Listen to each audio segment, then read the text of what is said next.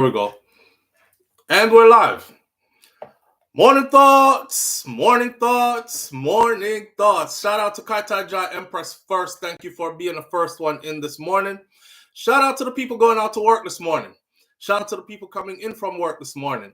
Extra special big up shout out to the people who work multiple jobs. I have the utmost respect for you. Shout out to my entrepreneurs, my stay-at-home moms and pops, my retirees. Shout out to the drivers. Shout out to the Uber driver, Lyft driver, truck driver, taxi driver, food delivery drivers, round town and long distance truck drivers. Shout out to the crossing guards and the school teachers. Shout out to law enforcement personnel, medical field personnel, military personnel. Whatever your job description is, shout out to you. Shout out to every single clean-hearted, good-hearted person who wants good for others as much as you want good for yourself. You're a good person. If that is your character, shout out to you. Here we are. On this beautiful Monday morning, today is the 31st of March, 2025. It's the last of March. We're heading into April already. Summer soon coming up. So if you haven't been working on your summer body, I suggest you start now. MC, I go look to see him. All right. So back to the gym we go. Shout out to everybody tuning in this morning. The chat is open this morning, right? And that means that the chat's open, but it's open only to those who are subscribed to the channel. So I don't know what's going on. It take a while for people to get here. YouTube ain't notifying the people then when the live start and all kind of things like that. But we're here and we're going to do the work, and whoever comes by and sees it will do so later on. So Kartel Empress, big up yourself. Thank you for being the first one in this morning. Crystal G is right there as well. Great Goodies is in the building with us this morning as well. Thank you for being here. We have a couple of things we're going to talk about this morning. You know, as usual, break out the paperwork for the list of things. And on the list this morning, we have Sean Kingston and his mama. You know, we didn't find out until Friday because the verdict came down on Friday. So we haven't discussed this live yet. Sean Kingston, you're way too beautiful. Somebody says, SouFLo, you can never talk about Sean Kingston without singing his song. And I said, I can't talk about him without singing his song because I love the song. Not only that, you got to think about how old we were when that song came out and where we were when that song came out. And that song was big. And the people who in the comment section are talk about SouFLo just extra about everything. Sean Kingston was never big. Him song was never big. Some of you are so delusional, or is that you are so small that you feel like you have to minimize people's accomplishments before, you know, because you haven't accomplished anything. Anyway, Sean Kingston was huge when that song came out. Anybody remember? You're way too beautiful, girl. That's why it'll never work. You got me suicidal. So that song that was huge. That song was everywhere. Not only that, the same person who was telling me this was saying, just go and Google it. You will see the song didn't go very far. It didn't do this. Me, I said to myself, said the internet, you know, the internet is somewhere for idiot people as well as it's for sensible people. So you have to be careful who you're talking to on the internet because everybody is here. It's not like you walked into a room or you log on upon a room full of all intelligent, vetted people. The same individual that's telling me this is saying, you just have to go to Google and look it up. You will see he was never big. He was never nothing. Sean Kingston toured the world. Let me just put all this out there before we go discuss the bad things about what's happening. Sean Kingston toured the world off of 2 songs. 2. The world. And worked with some of the biggest names in the music industry who are still A-listers today. The likes of Chris Brown and Justin Bieber and these kind of people. Even in the rap world, if you look up NBA Youngboy, who none of them are doing numbers like NBA Youngboy, him and Sean Kingston dropped a project like probably about 2 months ago or so, which I told y'all about. Y'all might have missed it, but if you go back in my old videos, you will see, right? Because NBA Youngboy was going through his own legal issues at the time, a couple of months ago, and I don't know how he's been released from prison already and already at a halfway house making his way back home. But I'm just saying, Sean Kingston also still worked I don't know if people think because your song is no longer at #1 on the charts, or you're no longer putting out #1 songs, you're just done and over with. Sean was still a working, touring artist. He still commanded shows. Here the boy now, what he said to me, he said Sean was never big, and if anything, he was doing like $5,000 shows, and every now and then he would get a show. Probably made about probably performed about 2 gigs per year. You're way off. That's what you wanted to be in your mind. Google will tell you, certified RIAA, that song went to #1 on the charts. Remember back then, social media wasn't even like it is now, right? Back then, they sold hard copy of records, CDs, and these things. Not like now how they rob the artists, them talking about how much for 1 million streams. Even Snoop Dogg said it the other day. Snoop Dogg is like, I'm from an era where if I sold 100 CDs at $10 per CD, I know exactly how much money I made. And then we broke it back down and said the producer will get this much, the artist, which is me, will get this much, who wrote the song got that much. But now they don't even know where the money goes, or how their music goes, right? 1 million stream, and you get a small ass check, and you're like, what? So Sean Kingston come from a time when y'all be thinking people broke. And it's good sometimes to make people think you're broke. You know what I mean? Sean Kingston comes from a time when it was like that in the music game. That song alone. And the next one after that was one he did with Justin Bieber that was called Eeny Meeny. Those 2 songs allowed him to tour the world. He would jump out on Justin Bieber tours. He went around the world touring with others. He opened up for some of the biggest names in the industry who are A-listers still today. And you got to think that the residual checks are still coming in from that. Now, Sean Kingston is currently looking at time in prison. That is where we are at now. And I said on the video over the weekend when I announced that the guilty verdict came down, because it came down on Friday, the judge said, let me reiterate, the judge said Sean Kingston's mom. So Sean Kingston went into the courtroom and he said, I'm going to speak up and speak my truth. Apparently, the judge was like, speak up and speak your truth. You better come in here saying you're guilty and you're sorry. I don't know what truth you're coming in here to speak, because this is all laid out in front of us. His mama got up and spoke in court as well. And apparently it wasn't pleasing to the judge, because according to the judge said, as soon as that guilty verdict came down, Sean Kingston's mom was ordered to be not apprehended, but them banglar up, them shankla mananklar up and carry her go around. So both of them were crying. Sean was crying. His mama was crying. They both went in there clutching 2 big Bibles. I don't know if it worked, but them get found guilty, so I'm guessing it didn't work. The Bible thing never worked this time, right? The judge said he ordered her taken into custody as soon as the guilty verdict was read for 2 reasons. For one, it has a lot to do with what she got up and said in the court. I'm still trying to find out what the hell she got up and said, why it made the judge say, guilty, take her ass in right now. And for 2, he said she has a prior history of something along these same lines. So she's a repeat offender as far as the system is concerned. So they got her up out of there right away. Sean Kingston gave her a hug. He was crying. And then, he was telling them to take care of his mom and all that. Too late for that, boss. Prison. Nobody not take care of you in there. They're definitely not going to give her special privileges because she is the son or the mother of a celebrity who's not even an A-list celebrity anymore, kind of thing. And now it's up to them. The judge said the only reason he remanded. Thank you, Lulu Ridges. Remanded into custody. So his mom, the minute they said guilty, she was remanded. The judge said the only reason he allowed Sean Kingston to walk on bail is because he chose not to get up and say anything in court. Even though he said he was coming in to speak his truth and he wanted to take the stand.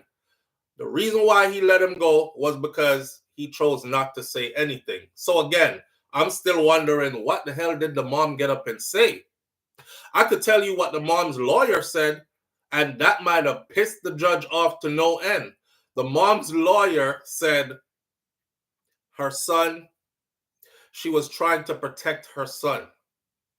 So this is not a case of fraud. This is a case of a woman's intuition. A woman's intuition. I seen somebody on social media the other day said, women always think their friggin' intuition is right? And women always think that God gave them intuition but didn't give men intuition. And women always feel like their intuition is so sharpened. So how come so many of y'all are divorced or been through so many different relationships where didn't your intuition tell you that the man you was with was unhappy as hell? Didn't your intuition tell you that eventually he was going to leave if you didn't? You know, this is a bunch of intuition. So I'm guessing that pissed the judge the hell off. Intuition? The judge must have been like, Ninja, this ain't no goddamn intuition. This is a fraud case. Frig her intuition. That was her excuse, though. That was her lawyer's excuse. The mom was trying to keep Sean from being swindled by all these merchants who he was doing business with. And on the list of people who they defrauded, she was suspicious of every last one of them. So this is about a woman's intuition, Your Honor. Yeah. Yoli, Olivia, she was very much in on it. The judge also said she was the one who was, well, the prosecution said, she was the one who Sean would go out and make the deals, you know, swindle the people, them sweet talk them. He would be like, yo, me and Justin Bieber got a song coming out, or we did a song already and we about to go on tour. You know what I mean? Money ain't an issue, all this other stuff. They look at him, he'll pull up a video, they'll pull up the video and be like, oh shit, that is Sean Kingston. He does music with friggin' Justin Bieber. Pull up Justin Bieber's network. You're like, damn, they got money. It's not a problem. You could take that $75,000, whatever the hell it is, right? Pay $5,000 down now. We'll get the rest of the money from you later in a payment plan. They would do that, take the merchandise, never pay for the merchandise. Keep the merchandise as well. They live in a yard where there's a big old gate and, you know, all kind of security, this, that, and the other. You're not just going in to just repossess what it was they took from you. So it's in the house. And then they started doing the wire transfers, claiming that they gave the money to the merchants to pay off for the merchandise they took from them. When they would run it back to find out that that was not so, those were all fake and there was no money exchange for these people's merchandise. In the last video, I actually found a picture of the TV in Kawan TV involved. I found a picture of the TV. That is a colossal ass size TV. What do you need a television like that big for? We're gonna talk about how much time they're looking at, but what do you need a TV that big for? You know, I've always said to myself, no matter how much money I get in life, there are just certain things that I'm just not interested in. You know, like some people get a lot of money and they're like, they have 6, 7, 8, 9 cars. I'm only one friggin' person. What do I want 6, 7, 8, 9 cars for? And then I gotta pay insurance every 30 days for 6, 7, 8, 9 cars. Just give me one car. Matter of fact, just give me 2. I'll have one as my main, another one as my, you know, a backup in case anything happens to this one and I still gotta go. I'll probably have at the most 3. A business vehicle, a family vehicle, and my wife got a vehicle. And we have 3 in between us, and we work them vehicles just like that. What the hell are you doing with all them damn cars? I want a Maserati. I want a Lamborghini. By the way, Sean left the courthouse in a Lamborghini after Mama got. I don't know if he was planning it like, video guys, stay on standby, because if we bust off that case, yeah, we're going to walk out of court and film a video right away. I'm exonerated. Yes, I made it. And jump in a Lamborghini or something. I don't know what the hell the plan was, but he left court after they were convicted in a Lamborghini, right? Testarossa, yasso, Maserati, deso, this, that, deso, Phantom over there, Rolls Royce, this, that. I don't want none of that, man. But the TV. Back to the TV. I'm looking at the TV and I'm thinking, I'm going to need my eyes and your eyes and somebody else's eyes to watch one TV this broad. Because by the time, if a girl show up on a TV screen and take off her brassiere and the titty them drop out, it's going to take you a while to see nipple number 1 over to nipple number 2. By that time, everything changed. That TV was just too huge. So that's a status thing, I guess? I guess it's a status thing. But me don't want no TV that big. We full up the whole of one side of my house where I have to watch it like this. Shooting going on over here in an action movie. Them a fight over there so me can't see it. I'm missing half of the movie by the time I look over here so something not going over here so me can't see it. And so you have to watch them TV there because you can't see the whole TV like that unless you're watching it from way the hell down there. Then you need like, me don't know. I don't know. But the TV get him in a trouble, and the Cadillac truck got him in trouble, and some other things get him in a trouble. The people, them things get him in a trouble. So this is factual. They were convicted on wire fraud, and you can go look it up in the Florida law books, but they actually made it public already. Each count carries 20 years by itself. They had 5 counts. They were convicted on all 5 counts. Each count carries 20 years by itself. Let me say this before I get into the time and how the time is going to come down. I said in the video, Black people rejoicing about other Black people's downfall is something that needs to be studied. I had like 1 or 2, ninjas who jumped in the comment section saying stuff like, you always support them criminal here. Like it's time for us to rejoice or something. Then you have some of them saying all kinds of crazy stuff. Anyhow, I'm not rejoicing over this. May I find some things comical? Yeah, I do. I find you having a TV that big comical. But as far as you going to prison, I don't find that nothing to laugh at. Even if you were conscious of what the hell the outcome was gonna be while you were doing, missing the people in that comment section, me not sorry for them. Me don't know what you are talking about SouFLo, because when them did not teach the people them things, them never sorry for nobody. How you so concerned about the people them things? Are you them thief from? Listen, end of the day, right? This is also a messed up case where they will have to serve time for things they don't even have. Because you see, when they raided the mansion the other day, they took back all the things because they were all there. The car, the Cadillac was given back to the Cadillac dealership. The $200 and something thousand watch, which I don't think was a part of this case because they settled that before, was returned to the owner. The TV gone back to the TV people them. So it's like everything that you got in trouble for and held on to, you gave the people them back them stuff, and now you're heading to prison over the same stuff. For Sean to walk out, the judge said there had to be a property that was put up that was worth $500,000 or more. And there had to be $200,000 in cash payment. This ain't the time when you put down 2% or 5%. They wanted $200,000 in cash and a property that is worth more than $500,000. $500,000 at a minimum. They did that just like that. What does that tell you? I see some broke people in our comment section that talk about after that on a whole heap of money. Yeah, man, everybody rich on social media, Everybody, little bit of money that talk on a whole heap of money that.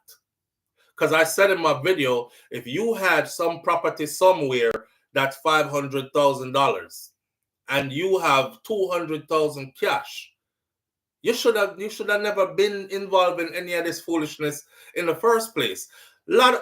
Out of everybody that is on this live right now, I'm willing to bet my last dollar 1% of who is live right now can fork out 200,000 US dollars and dash it so and don't hurt. Probably don't even have it, period.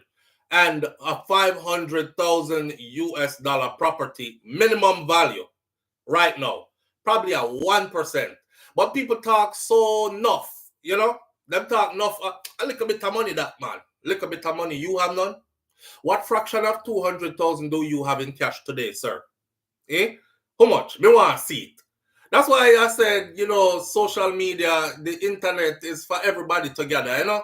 The idiot them gather right along with the sensible people them, and everybody chat them chat. So some of these things, these comments, you have to take them with a grain of salt or a spoonful of salt, some of them, because them just, you know, yeah, keyboard richness. Victoria Gale. I said in the video that Sean Kingston is not broke. Let me tell you something about Jamaican people if you don't understand me. All right? For those of us who actually come from a different time period, neither. Yes, somehow we did it on the scamming, and yes, somehow we did that over here, so I do some things we weren't supposed to do. You know, somehow we clean up ourselves and we're gone straight now. But please don't feel like we didn't spend half the whole of our money and with us out here broke. And the first incident happened with flat power face. We learned before. I'm speaking so you who have sense out here can read in between the lines, okay? You have to put on the money some part, which part them people that can put them under your money when things go wrong. That's all I'm going to say. So for those of you who are saying, oh, Sean Kingston is broke and they can't afford nothing, how come when the judge said $200,000 in cash else you can't leave today? And a property that's worth, Mr. Somebody jump in and comment again. That is not even their property. It's a family member's property. You see how you're slow? It's a family member's property. Shows that you did your research. Okay, no, it actually shows that you only think one way. Yeah, that's what it shows me, that you only think one way. If the judge says to me today, SouFLo has to pay $200,000 to walk out today, and that $200,000 get paid today, I'm going to walk out after you walk around and tell people how I'm broke and I don't have nothing. Am I broke now? I paid it in cash. You would scratch your head and be like, where the fuck can get $200,000 from cash? I think them saying did a little bit of money that, man. Everybody have that. Everybody but not you. Yeah. $200,000 cash is not little bit of money. I don't know where it come from. That's not a little bit of. Think y'all be watching too many stripper videos or going to too many strip clubs and seeing all those ones flying around your face, $100 bill them. So you think everybody is making that kind of money, or you know, you see the rap videos with all the fake money like the big stash what we have right up here. So yeah, see that? I forgot to start pull down the stash more often. You know, the big stash what we have right up here, so they be all in your face like this. Talk about money. Got money. We got money. What you talking about? Money. We got all kinds of money. Money ain't a problem. We got money. I'm rich. Everybody is rich until they get locked up. And I've seen this many times before. I have seen this many times before. Everybody is rich until they get locked up and there's a bond that's so high and them can't pay it. Everybody is rich. How many celebrities have we seen get locked up and can't even afford a good lawyer? You're like, why does he have a public defendant? Yeah, man, SouFLo, and just have a public defendant because of the early part of the thing now. So, you know, waste out your money there. So I say, all right. Then it gone to court and him still have a public defendant. And I say, you're in the fight for your life with a public defendant? You were in a damn Rolls Royce just the other day. A $300,000 car. You have a lawyer. You can't afford a lawyer. A lawyer. You only have one on retainer. Newsflash, right? Let me show you the generation where we come from. You see, if you did in a badness, you did have a lawyer per retainer. Yeah? If you did in a badness, you did have a lawyer per retainer. If you did out there slanging stuff and getting to the money, you had a lawyer and a retainer. So when you did have pop bottles, $500 a pop, buy out a whole section, do all of that, some of the money used to go to one attorney over one part or one place. Just in case the day came that you would ever need him. Yeah. New generation stuff. They just YOLO. The first little money them get it done, and then them get in a trouble, and it's like they can't even afford a good lawyer. You leaning on your poor mama that you didn't even help. You know, you didn't even better your mom. She's still at the same place she raised you at. And now you have to go depend upon her to help you and daddy to help you. I'm just saying. So Sean Kingston them is not as broke as you might want to think they are. For the people them who are like super haters, you just go around and hate upon everybody for no reason. Right?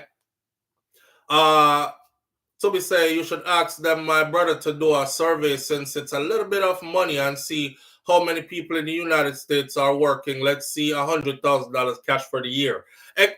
You know what? I wouldn't even do it, fam. I wouldn't even do it because I know already. I've been down this road before with the public already. Yeah. I actually, set up a deal one time on SouFLoTV. I said, I have a certain amount of money right here in cash, right? We didn't get to a nice check. So I was figuring how to spin the check into something else and get back. We are try hustlers mentality. If we get 10, we are try turn it into 20. If we get 20, we want to say 40. If we get 40, we are try find a way to flip it into 80. We're not going to spend out the whole 10 when we get undone.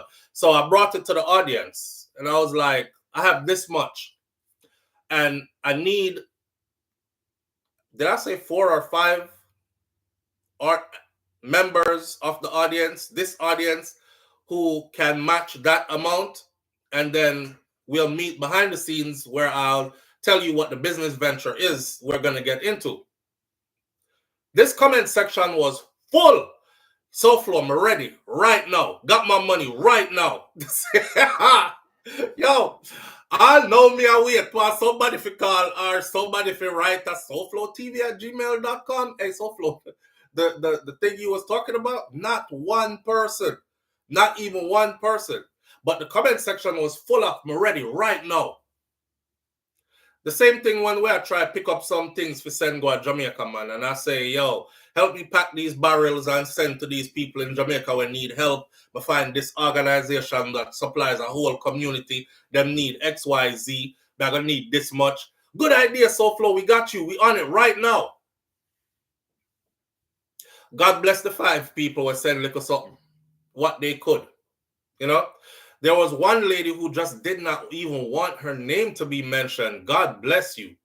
That lady said to me, I can't give all the money. She probably here right now. So I can't lie when me I talk. I don't want people to suddenly jump in and comment and say, you're lying, no Ross, I was the person. And one lady said to me, she said, I'm going to give you $100 every week for the next 4 weeks or 5 weeks.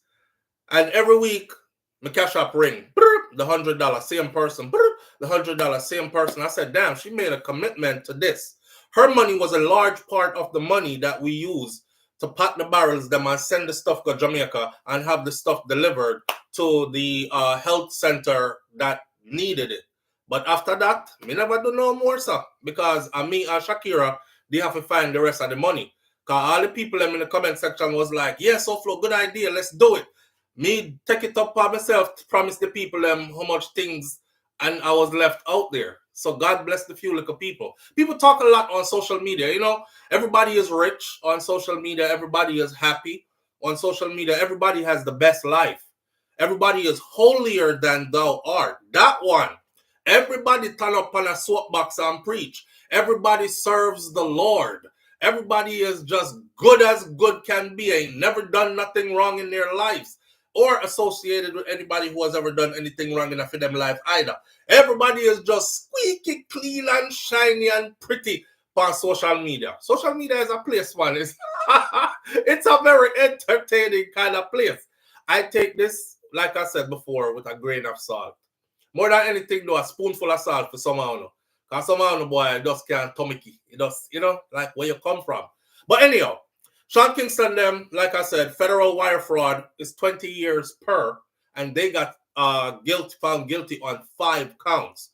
So if y'all look for 20 times 5, you know, we left school long time ago, but we know that 20 times 5 is 100 years. Are they going to get 100 years, though, for that? I highly doubt it. Are they even going to get 50 years for that? No. Highly doubt it. Are they going to get 25 years for that? Highly doubt it. What I do think is going to happen, though, and this is sounding more realistic than anything, these are the numbers I'm predicting. And when the sentencing happens, sentence, by the way, is July 11th. So when the sentencing happens, we'll revisit this and see if I was correct. I said the mom is probably going to be sentenced to 5 to 7 years. Sean Kingston, being a first-time offender, is probably going to be sentenced to 3 to 5 years. 3 to 5 years for him, 5 to 7 for the mom, because she's been down this road before, right? In doing the very first video we ever did, which was last year on them and their situation, when Sean was arrested out in California and extradited back to Florida, and then they raid the house.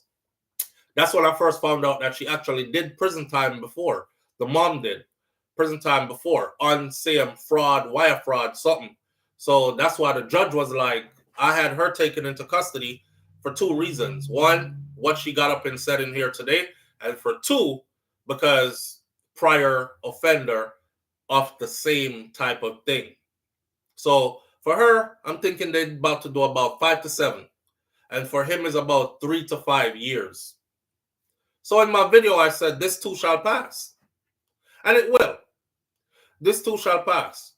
You know, I watch a lot of people celebrate somebody like let me use Vybz Kartel for an example, because this has been my biggest example for years now. I watch a lot of people celebrate for 13 years as Vybz Kartel was incarcerated. Y'all walk with me now, because I know y'all remember. Yeah? If you're telling they undead, them kind of something there, he ain't never coming out. SouFLo, you can't stay there and hold your breath. You go hold your breath till you pass out, because them not let Cartel out of there. That'll come out there when him whole and grey, right?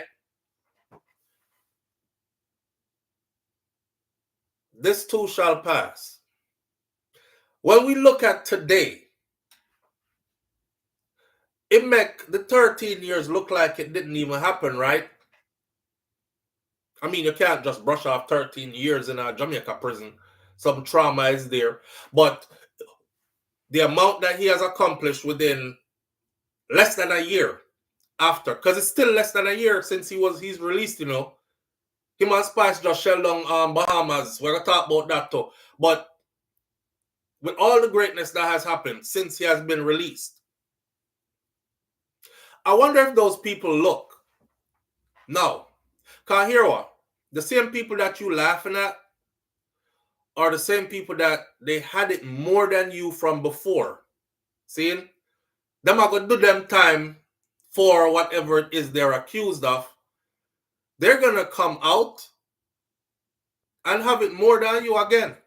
The only hope is that they don't go back down the same road again. I hope this is a chance for a lesson to be learned. You know, I have a saying like this, right? Sometimes, well, I know me say it. Wise people said it, and it makes sense. Sometimes God sits you down. Sometimes God sits you down. Like you're doing too much. You're not focusing on what I want you to focus on. I want all my people to believe that you were created special, that your life has a certain kind of meaning to it where you have a purpose. You're driven. You're supposed to be driven to find your purpose and execute that before your time expires here, right? That's how I look at life. So God, if I talk to someone with some time and I say, boy, I'm going to give you all this talent. I never give everybody else this. You know, I give you all this talent. I put you in a certain circle. I expect a certain level of responsibility that you're supposed to be owning up to. In the meantime, you're supposed to be serving my purpose as well. You over here gallivanting and bullshit. Okay, sit your ass down. And then God sit you down for house arrest We not said, blood clot, me lucky, say me never go to prison. All right, me I go straighten up. No, you go do the same thing and you double down and do it even more. So the next time God said, well, sit your ass down, it's gonna be, I see you an unruly child, but you still my child though. Just like a parent, you have your unruly children, them, but they still your children. So you might chastise them, but you don't murder them. You don't kill them. You don't give them something, a life sentence, like damage them in a way where they're scarred for life. Right? Right. So same way God deal with them people them. So God is like, listen, I'm gonna sit your ass down. Don't worry, I'll take you through it. Prison ain't nice. You're gonna go through some rough stuff, but you're one of the hard ears people them stick broke off in your ears. So since me I talk and you now listen, I'm gonna send you through the valley of the shadow of death. You know you say the prayer all the time, but you never really seen the valley of the shadow of death. So I'm gonna carry you close to it. I'm gonna send you through there. I'll guide you through it too. But I'm gonna send you through there. Now all your doubts and your fears, damn. Everybody afraid of Ross prison. I don't care who you are. Everybody afraid of prison. Am I gonna make it? Damn, I should have been doing things way differently. This is when everybody get real reflective, right? This is when all your common sense them start kicking in. But you should have been doing that all along. You ever hear prison people talk yet? Nobody is more conscious. Nobody is more, I'm going to love you the right way. I'm going to do all the right things by you than a prison ninja. These women who've been with ninjas, who's been in and out of prison, they could tell you. When I'm out here, run road, all kind of friggery, ain't never home, everything left panar, all that, them lock him up. God trying to tell this man, sit your ass home and raise your kids, man. Be a good husband to your wife. Be a good father, present father to your children. Get off these streets. Blah. Yeah, I hear what you're saying, God, but you see big ass Keisha, she get the best head. I gotta be over there. I swear, I promise, I'm sorry. I gotta go. Gone. Ain't doing what he's supposed to do. Back in prison again. Here come the phone call. You have a collect call from Miami-Dade Correctional Facility, an inmate by the name of John. Will you accept these charges? She accept your charge, your call. Yes, babe, I've been thinking. I'm sorry. I mean, I'm saying sorry from here don't really justify. I mean, it can't even, I don't even know what to say to you. I beg your forgiveness. Nobody is more poetic and more reflective and more I'm going to do the right thing than somebody who in a prison. So sometimes God send you through them something there. As far as Sean Kingston and his mama goes, Sean ain't done. They could bounce back from this. This too shall pass. But they're going to have to go through it and feel the flames, right? So I'm not celebrating them having to go through this. I see Sean put up a picture of his mom. And he said, capturing the picture by saying, I miss you and I promise you this ain't the last of it. Not one rotted supportive word under the picture from Jamaican people. Them typing a patois too, so say yard people them. And I'm the kind of person, when I see a comment that is really funny, I go check the actual account to see who. Yeah, when you be trying to cuss me out on social media, I'm all in your stuff. I go do all kind of research on you. I know you're picking them. I know which part your wife work, if you have one, or your husband, if you have one. And I'm that kind of guy. I don't just keep comments like that. Unless, you know what I mean? But if you really say some stuff that make me have to be like, oh, I'm in it. Half of the time, more than half of the time, is a nobody. Is a nobody. Like one woman said one day, you're not even good looking. I don't know what Shakira sees in you. So I said, let me go check for your stuff. And there she was, hugged up with Booger Bear. And every picture is her and Booger Bear, and they're smooching and they're, scatter teeth, Booger Bear. Yeah, I don't know how to, but me not care about how people partner look. Because you love the man for what's inside of him, right? And you could tell by every picture that his struggle life, them live like superior struggles, you know. And again, ain't nothing wrong with that because we all struggle until you make something, yeah, right? So they over here cussing you and saying all kind of stuff to you, but for them life, back to what I'm saying about Sean Kingston and his mama. A lot of y'all got stuff to say about them, but your life, you know, fix up your own life, fam. Fix up your own life. Make sure your life good. Make sure that when you talk about people, you see, that, cause you know, life is funny, you know, life has a way of exposing us, especially in the era we're living in now. People are getting exposed that thought they could never be exposed. And now everybody will laugh after you because everything come full circle and is on Front Street. We live in the age of information. We live on information highway now, you know, everything is online now. So it ain't hard. I told y'all before how law enforcement do their research these days on people and how they connect people. Them know which spot your mother live. Them know which spot your auntie them live, your mother's sisters. They know, you know, what career path your mom's on. They know your spouse. They know your children, what school they go to, XYZ. Well, we follow the same thing. Me, when I'm doing my dig up. So I'm going to dig up the same thing for people too. I'm just saying it's not out there. It's not hard to do because there are people here who are techies that can go even way more and deeper than what I do. My son is actually, Tafari, my first boy, he is actually about to move on campus, and that's what he does. His thing is cybersecurity. So I'm just saying, everything will be out there in a minute. You over here chat a lot of crap about other people's life. Watch your own life and don't celebrate for nobody's downfall. Life is funny. Life will make you walk them same streets there. Life will make you walk in them same damn shoes that you were laughing at not too long ago. I've seen it happen. It happened to me before. So I'm talking from a place where this is experience. You ever laugh after somebody? No, this is me no laugh after people in many, many, many years now.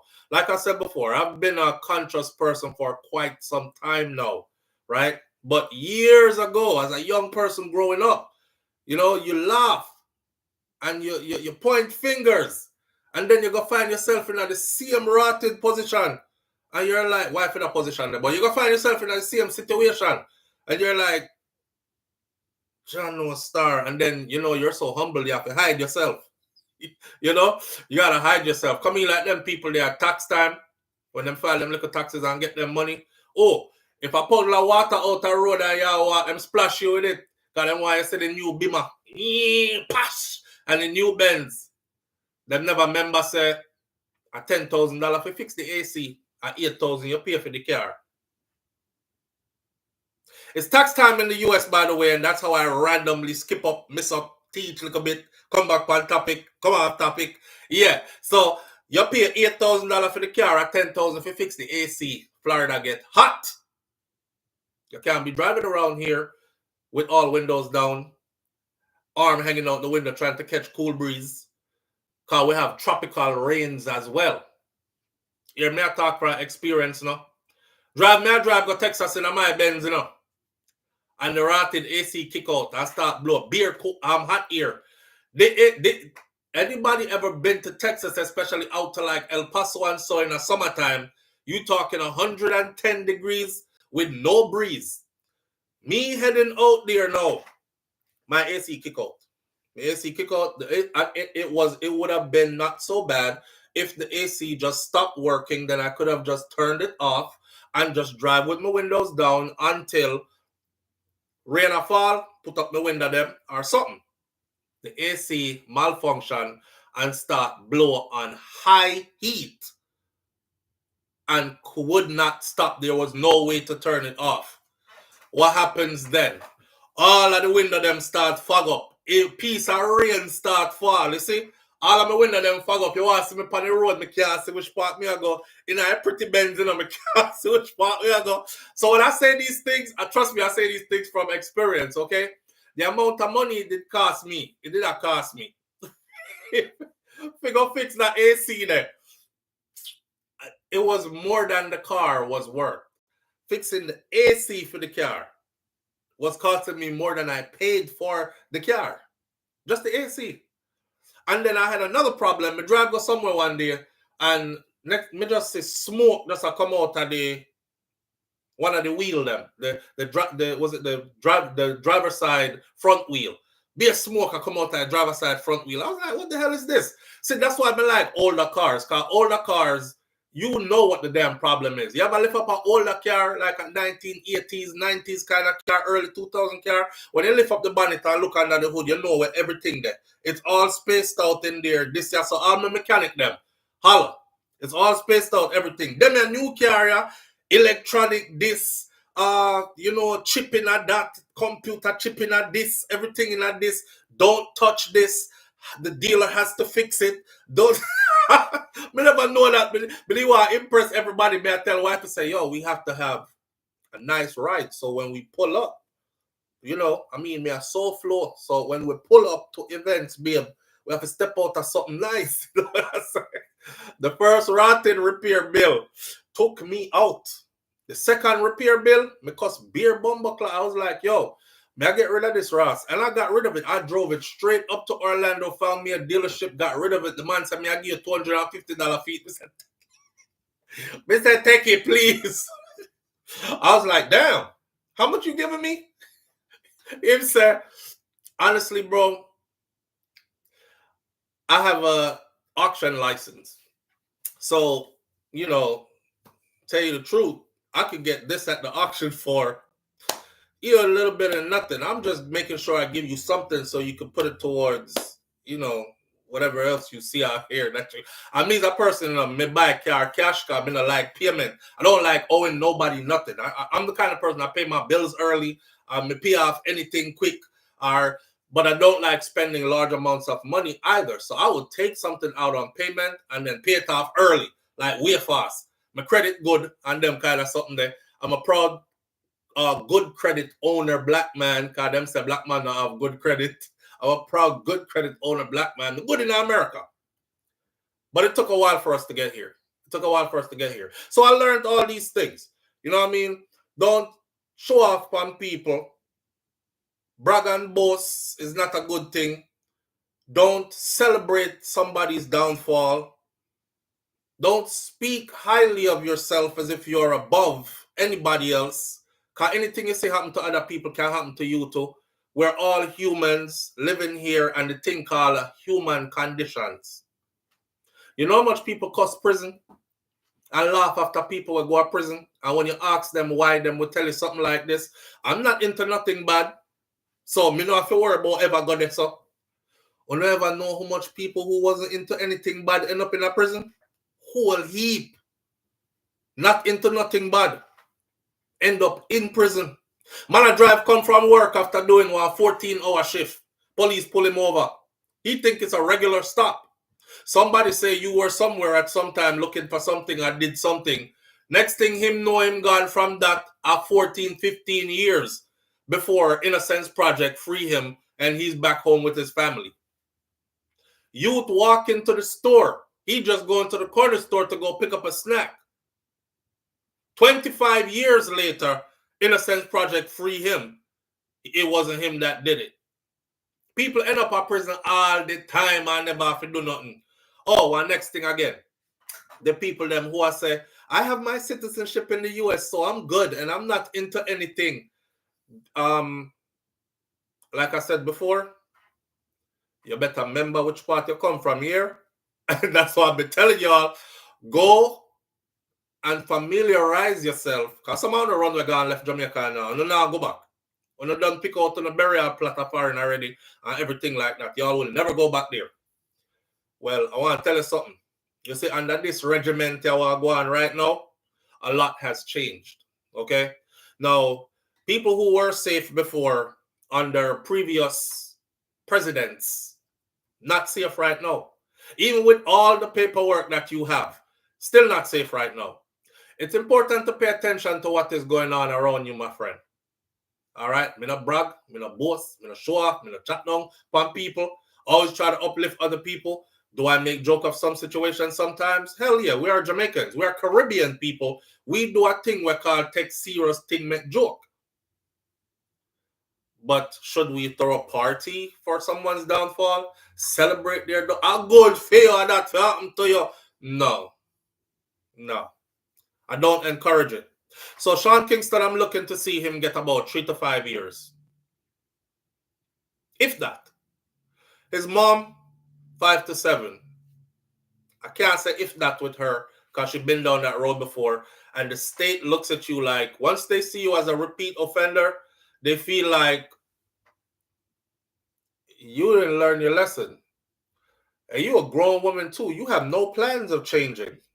Because look at when your first one happened, and here you are again. So you've been doing this. You just haven't been getting caught. We're going to have to sit you down for a minute longer. I just hope that whatever goes down comes out of this for them better than they went into this situation. Sean still makes music. He still has connections with A-list celebrities. He still put out projects, even though you might not, because most of us actually pay attention only to something that's topping the charts. We're not loyal to the people who we like as, yo, he got a hit. Everybody over here because he got a hit now. But we don't follow that person over the years. So we kind of make it look like, say, you know, nothing on one feed, him life done, him broke him over there. So when that's not the case. So I hope Sean gets out, you know, write your music. I love that track that he just did with NBA Youngboy not too long ago. Go through your struggles. That's a part of life. If you need some strength and inspiration, look on Cartel. Write your music. Understand that you were gifted and you were chosen. And then try find out what it is exactly that the creator put you here to do and start walking that light after this. That's all I can say to him on this, right? How can I become a member? I love your YouTube. Dime Mary 2089. You just go to, it says, the button says join. At the front of the channel, it says join. So you just hit the join button and then it'll take you through the steps. Thank you. Shout out to everybody else tuning in this morning. The chat is open only to subscribers. So, you know, everybody else that's watching is not a subscriber of the channel. And our algorithms tell us that too, that there are a lot of people that watch, but they don't hit the subscribe button, which is cool because that's how people are. You know what I mean? Especially my people, our demographic of people. We've been down this road before. We talk about this all the time. You know, for some reason, some people feel like if they hit the subscribe button, they're going to make you rich. And they don't really like you, but they like your content. And like one bag of different something. Anyway, we're not business about none of that. Because like we said before, what is ours, and it'll always be ours. And what is not ours will never be ours, no matter how we try to make it be ours. So that's that. We ain't worried about nothing else. So pre-birthday blessings, wishing you countless more prosperous and healthy birthdays. BM. Whose birthday? Mr. No MS says, never know that they'll get, it's like walking into E5 board and the command sergeant major is pissed or happy. Never know how the court, never know how the courts will feel. Yeah, you never know how the courts will feel on that day. BM says, Yellow Man still traveling the world. Yeah, Yellow Man is still traveling the world, doing shows, has sold out shows too.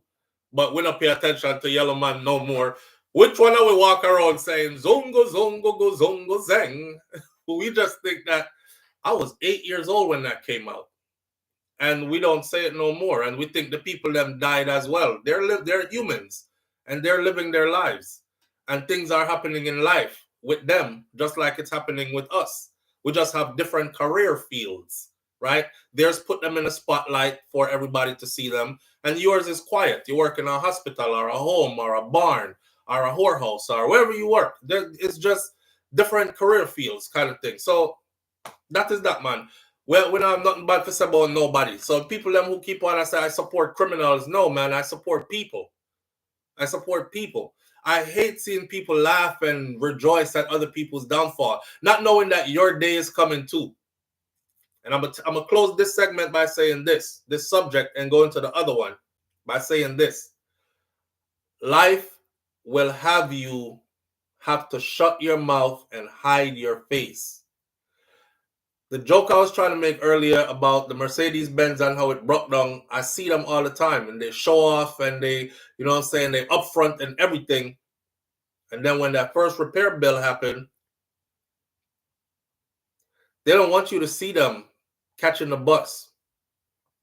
Because they were driving a Benz the other day. Now, you could have got you a little Toyota. You could have got you a little Honda. Those cars, 400,000 or 500,000 miles, they still running strong. You could have got you a little something within your budget, you know? But you wanted everybody to see you hopping out. You wanted to show off. And now you ain't showing off no more. Now you hiding at the bus stop. You stand at the bus stop like this. When I drive past the bus stop, I say, yo, that look like... Nah, probably ain't him. Nah, probably ain't him. You at the bus stop like this for the next 10, 11 months until you can buy something again to ride in. Like, life will do that to you with everything, right? So when you're over there talking bad about people, wishing people bad, doing all that, just be prepared. That's all I'm going to tell you. Be prepared.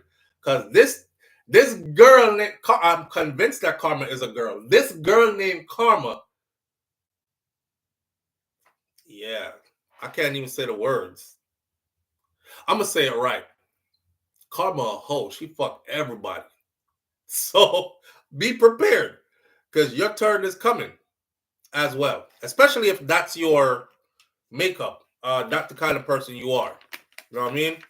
Try practice being a better person, man. Try practice being actually a really good person, genuinely.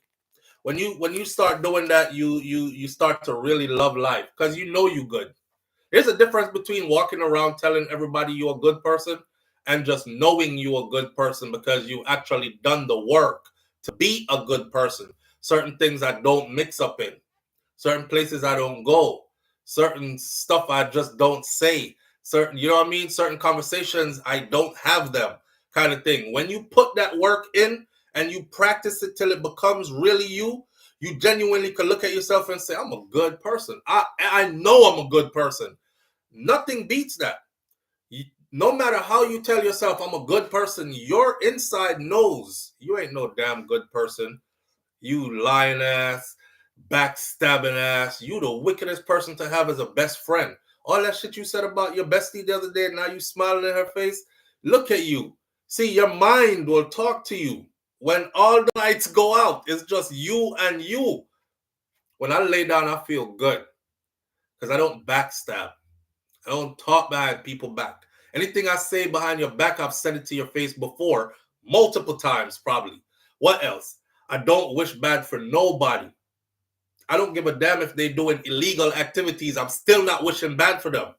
And when they get caught or when their life go to shambles or whatever, I just hope that they bounce back from it and that they do something better. You know what I mean? Is that hard to do? Is that hard to do? Apparently, it's hard to do for a lot of people. Yeah, I never look at people's stuff and be like, "Ooh, I like film car, I want that." Never. You know, look at his wife. Oh, damn, she fine. I wouldn't mind that. Never. So practice being better people, man. Live on the air with SouFLo. Good morning. SouFLo. Morning, Good family. morning. How you doing? I'm going to tell you good morning. Good morning. Yeah, I'm okay, bro. But I'm the one who always calling you and make you have a laugh. And so, yeah, I'm the clown from SouFLoTV. I'm the clown from SouFLoTV, bro. That's the title you're running with. Every time that you talk, you always put positive thing out, yeah? Yeah. You're always putting positive out everything, yeah? Yeah, I'm too old for negative. If you watch my postcode, yeah, I used to live in England. I used to live in Germany. Now I live in the Netherlands. Just watch my postcode for my number. Okay. SouFLo. Yes, fam. Continue to do the good work, what you're doing, and say what is real. Bro, everyone, even my Netherlands people, then they love you so much. They watch your content. Looking at it, you're going to see. I think they're going to tell you on the algorithm. almost Netherlands people watch your channel, okay? Right. And God bless you. But I'm gonna tell you something in life. I like your wife and your wife's nice. Take care of her, yeah? Yeah, fam, I I love will. you, no? I Manners love and you, no? respect. All right? Wait, don't go Yeah. away yet. Who this in that picture here? I'm a girl, you know, say me I'm a girl. All right then, me not gonna say nothing, but Remember one time when you said, Yeah. oh, someone can see my Shakira, oh, I like, but she's just coming home to me. You remember when you just said? yeah. Oh, okay, make yourself Big flow. up yourself, Love to fam. me, yeah? Manners. Yo. God is the greatest. God is the Give thanks to greatest. life. Manners. God is the greatest. Yo. Enough of that. Enough of big up yourself. Yo. um, yeah.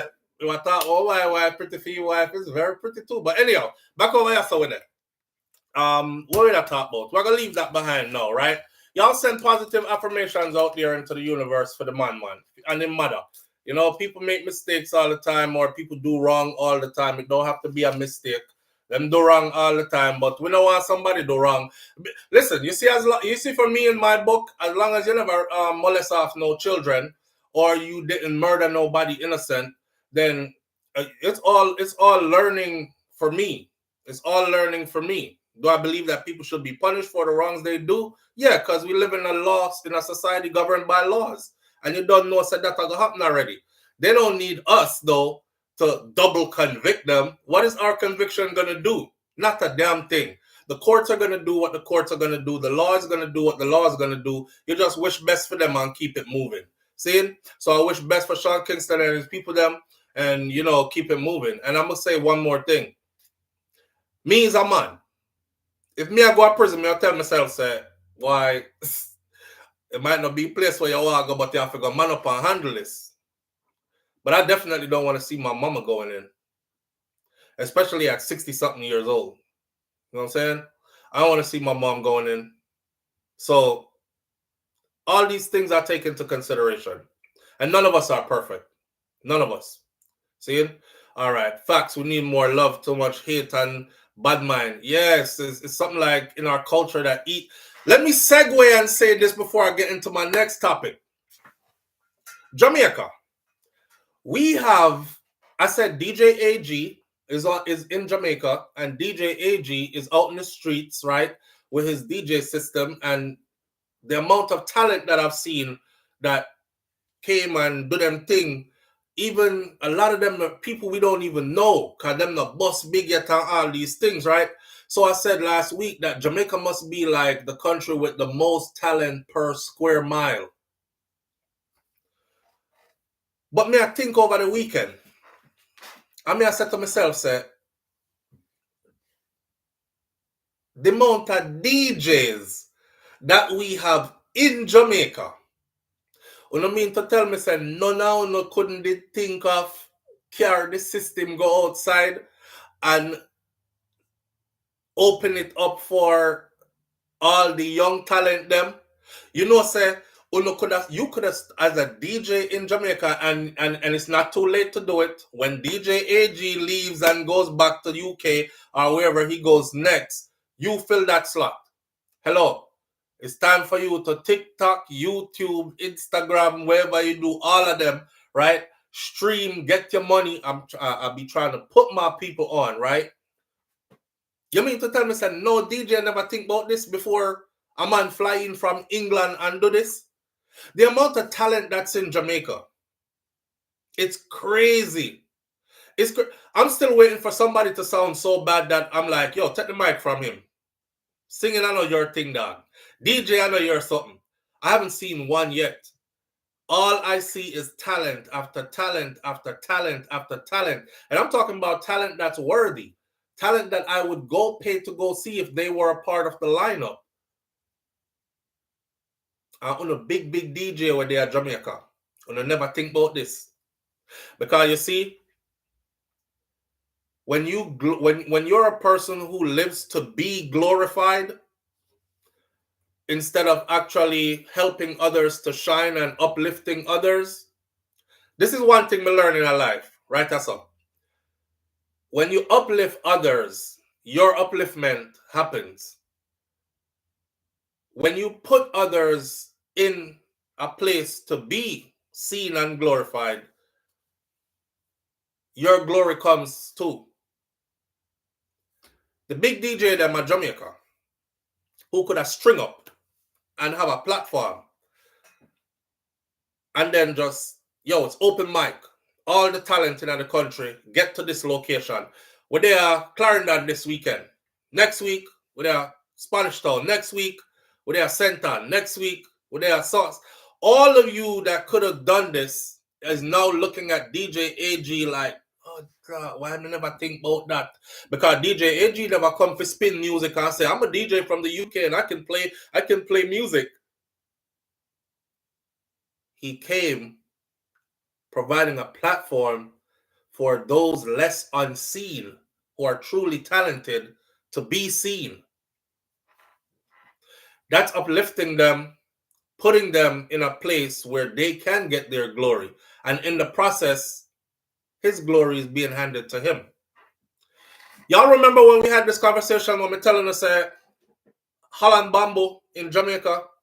Holland Bambo, you see, man, Jamaica just need one good rotted leader. May I tell you, one good Ross prime minister who look at Jamaica and say, you know what, I got to change certain things for good. You see Holland Bambo? Holland Bambo is a tourist haven, commerce spot, potential money hole that's waiting to happen. Holland Bambo. I don't know if you ever drive through Holland Bambo before. When we go in a Holland Bambo, I'm going to repeat this. Me look, me say, everybody has sell the same thing. Everybody is selling the same thing sitting right next to each other. There's a bigger picture to be seen here though. Jamaicans are like this, right? My people come in like this.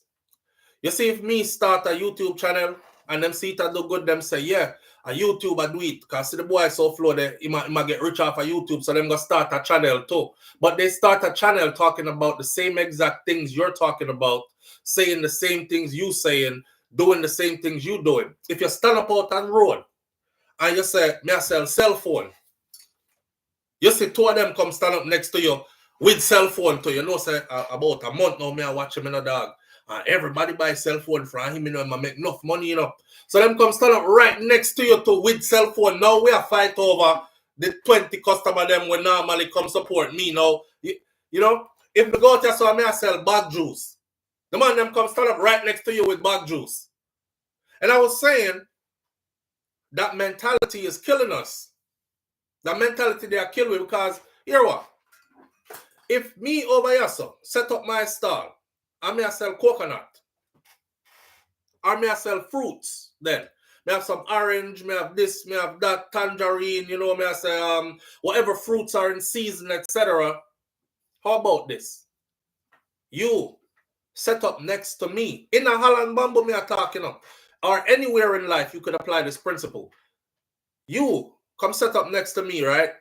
You say, all right, SouFLo have all the fruits them and vegetable them. I'm gonna do vegan dishes and raw juices.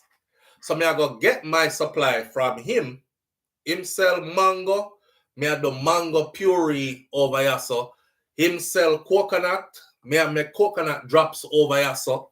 Him sell you see how you could spin off of the person that's next to you? You don't have to sell rice and peas because him I sell rice and peas next to you and 10 I will line up I sell rice and peas. And then everybody is like, you know, say from morning not even one sale, me not get to know. Why rough out here, you know. And rough out there because nobody don't want to stop because every time somebody stop, all 10 of y'all rush them and start talk about buy something from me to know, buy something from me to know, yo, brother, remember, you know, when rain fall in the fall upon one man, house stop, you know, that's how we are. We have to start thinking better. We have to start thinking better because we can. You know what I mean? And every year I go through Holland Bambo, I think the same thing. Look at this gold mine. This is a friggin' gold mine that's waiting to happen. I don't know which leader is going to look at it and say, Helsha Beach at Jamaica is a gold mine waiting to happen. Helsha is well established already. You know, some used to go Hellshire. My father a soldier. He used to the upper camp, right? So I used to carry go a beach, Hellshire beach. I go Hellshire from a little. If Hellshire used to be, as a little youth, we used to walk way out in the water and the water wouldn't even pass my waist. I was surprised in recent times when I went over there and I sit down and eat some food. Matter of fact, I sit down and eat some food and I hear douche, douche. And I look over like this. I looked over behind me and the big wave of them I lick up right on the place that I'm eating the food at. And I'm like, damn, the sea is coming back for the whole beach. So who are going to fix that? Who's going to fix that? Because the road not too far from this, so that road is going to be what? Impassable soon. So, me just bad. Bob Cosmic says, SouFLo, you just bad. Boy, here what? I'm saying, man, we need a different mindset. You know what I mean? We need a different mindset. That wasn't on the topic this morning. It was just something there that came across my mind that I felt like needed to say. Chris H, big up yourself. Chris H says, big and serious though at SouFLo. You don't think any Jamaicans hasn't tried the street DJ thing in Jamaica before? The Babylon come remove them.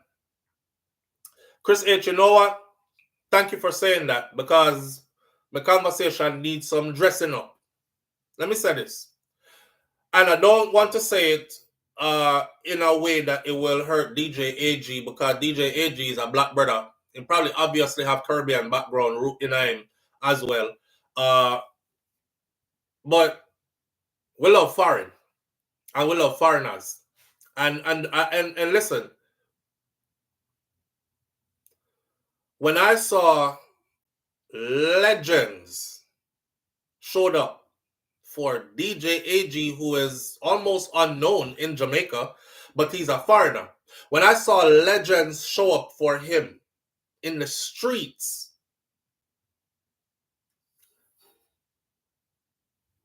what one dance can do, I was like, Barris Hammond?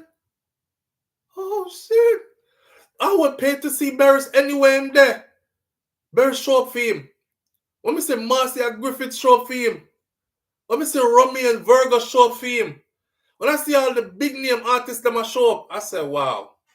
Now, if they were in England, where he is, and you're passed through the man place, I could see that as, okay, you're passed through in England. So, them have a vibe of going, yeah, so me in the UK, so me can do this. You have a point, bro. Because when the Jamaican do it, them not come over there come sing.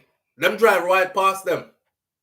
And yeah, you're right, too. Police come shut it down. All this rationalizing and miggle idea, yeah.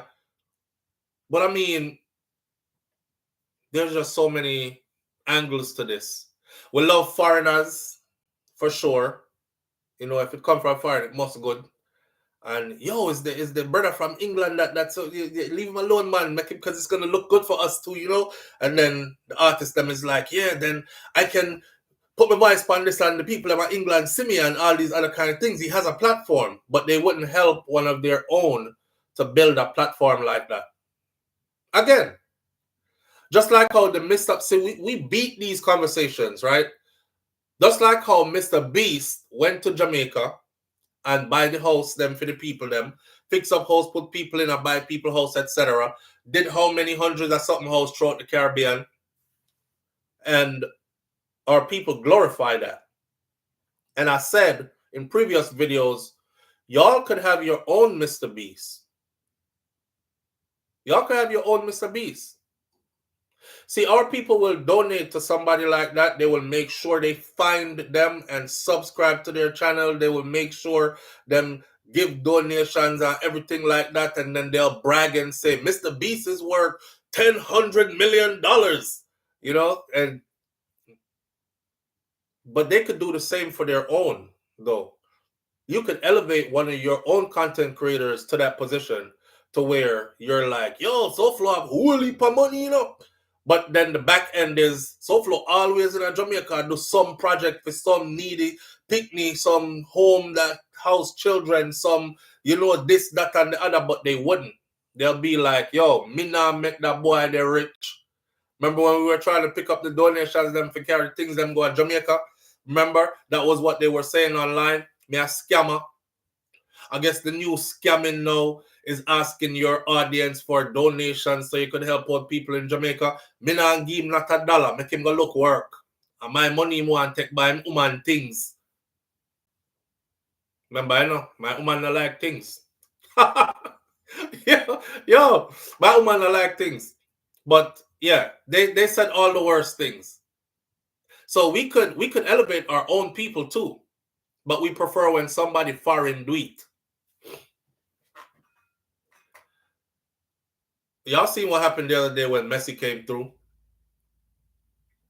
Yes, SouFLo, but this is a once in a lifetime opportunity and him are the greatest of the greatest. I said, with enough motivation that y'all gave to that man, if y'all ever give that amount of support and motivation to your own youth them, you will create 100 rascal Messis. They don't hear me. This gone over everybody's head. With all the praise and accolades and how you go on for the man there. Upliftment, energy, strength, you gave him. If y'all ever gave that to your own, you're gonna beat your chest, fam.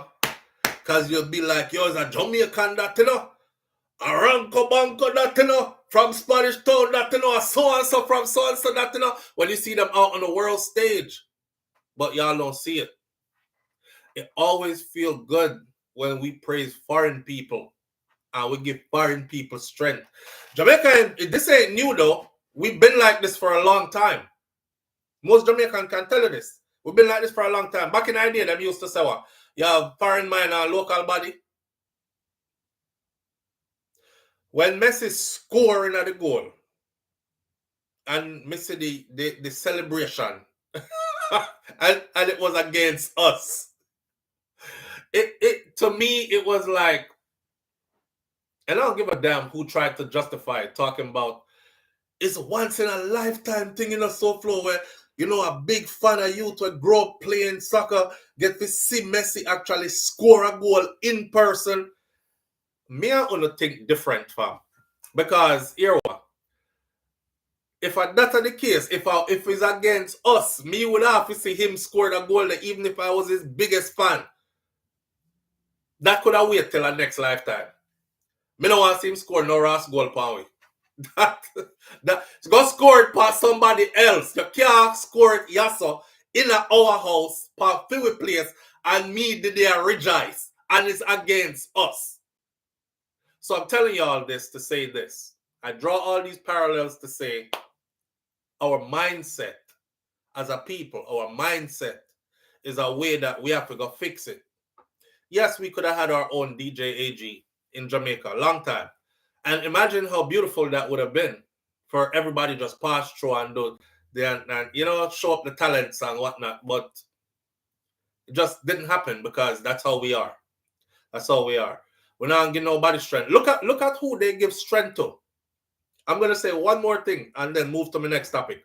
Look at who they give strength to. You see, in Jamaica, when they give us strength, them not give us strength to the most talented. They don't give us strength to the most intelligent. They don't give us strength to the most. They give strength to people who are borderline disgusting and embarrassing. Yeah, I said it. They give strength to the people who are borderline disgusting and embarrassing. When them carry on disgusting, embarrassing behavior, and them give strength. You hear, oh, let's go do an interview with so-and-so. Get her on the morning show. Get her on here. Get her on stage. Get her on there. Get them over here. Get there on here. I wonder sometimes, like, is it because they know that these people won't outshine them? Because that's how a lot of them think, Me, I give you strength as long as you can't outshine me. Is it because them know that them people then now go too far? Something to think about. Something to think about. Because Jamaica full of talent. Jamaica full of intelligent people. But look who them give spotlight to all the time. All right. Hold on there. Live on the air with SouFLo. Good morning. SouFLo. Yeah, fam. I love everything you're saying, my brother. Listen, what you just said a while ago is talking about push the food a little bit further, push the idiot, push the food a little bit further. You don't know nothing. I like this stupid thing. Look what many of them doing with them Batty man friend and all these things. Push the food a little bit further for highlight, for stupidness, okay? Love you, bro. Manners. Love you, bro. Manners, love you, bro. Yep. Moving on to the next topic. Vibes, Cartel and Spice. Mash up Bahamas. But there was a dance that was done on stage. Big up to Cartel. Big up to Spice. Like I said before, I think me get blocked by Spice. I don't know why, because I never said it. But anyway, I've said many things over the years. So maybe one of them connect one day when, when you do stuff like this and you're growing and maturing, when you did early, in your early days, I might have said some stuff. Me don't know. Anyway, either way, don't business at this point. It's good to see both of them out there. I feel like nobody is more deserving to stand on a stage with Vibes Cartel than Spice is. Let me say that first. Live on the air with SouFLo. Good morning. Good morning, so how are you? Good morning, my brother. I'm good. How you doing? All right. You're not afraid Rosalie come to you. Are you a call name? Me not say nobody name. Me throw me call. Me never call no foul. You see you. We never say no name, bro. Don't put me in a problem, brother. Jesus Christ.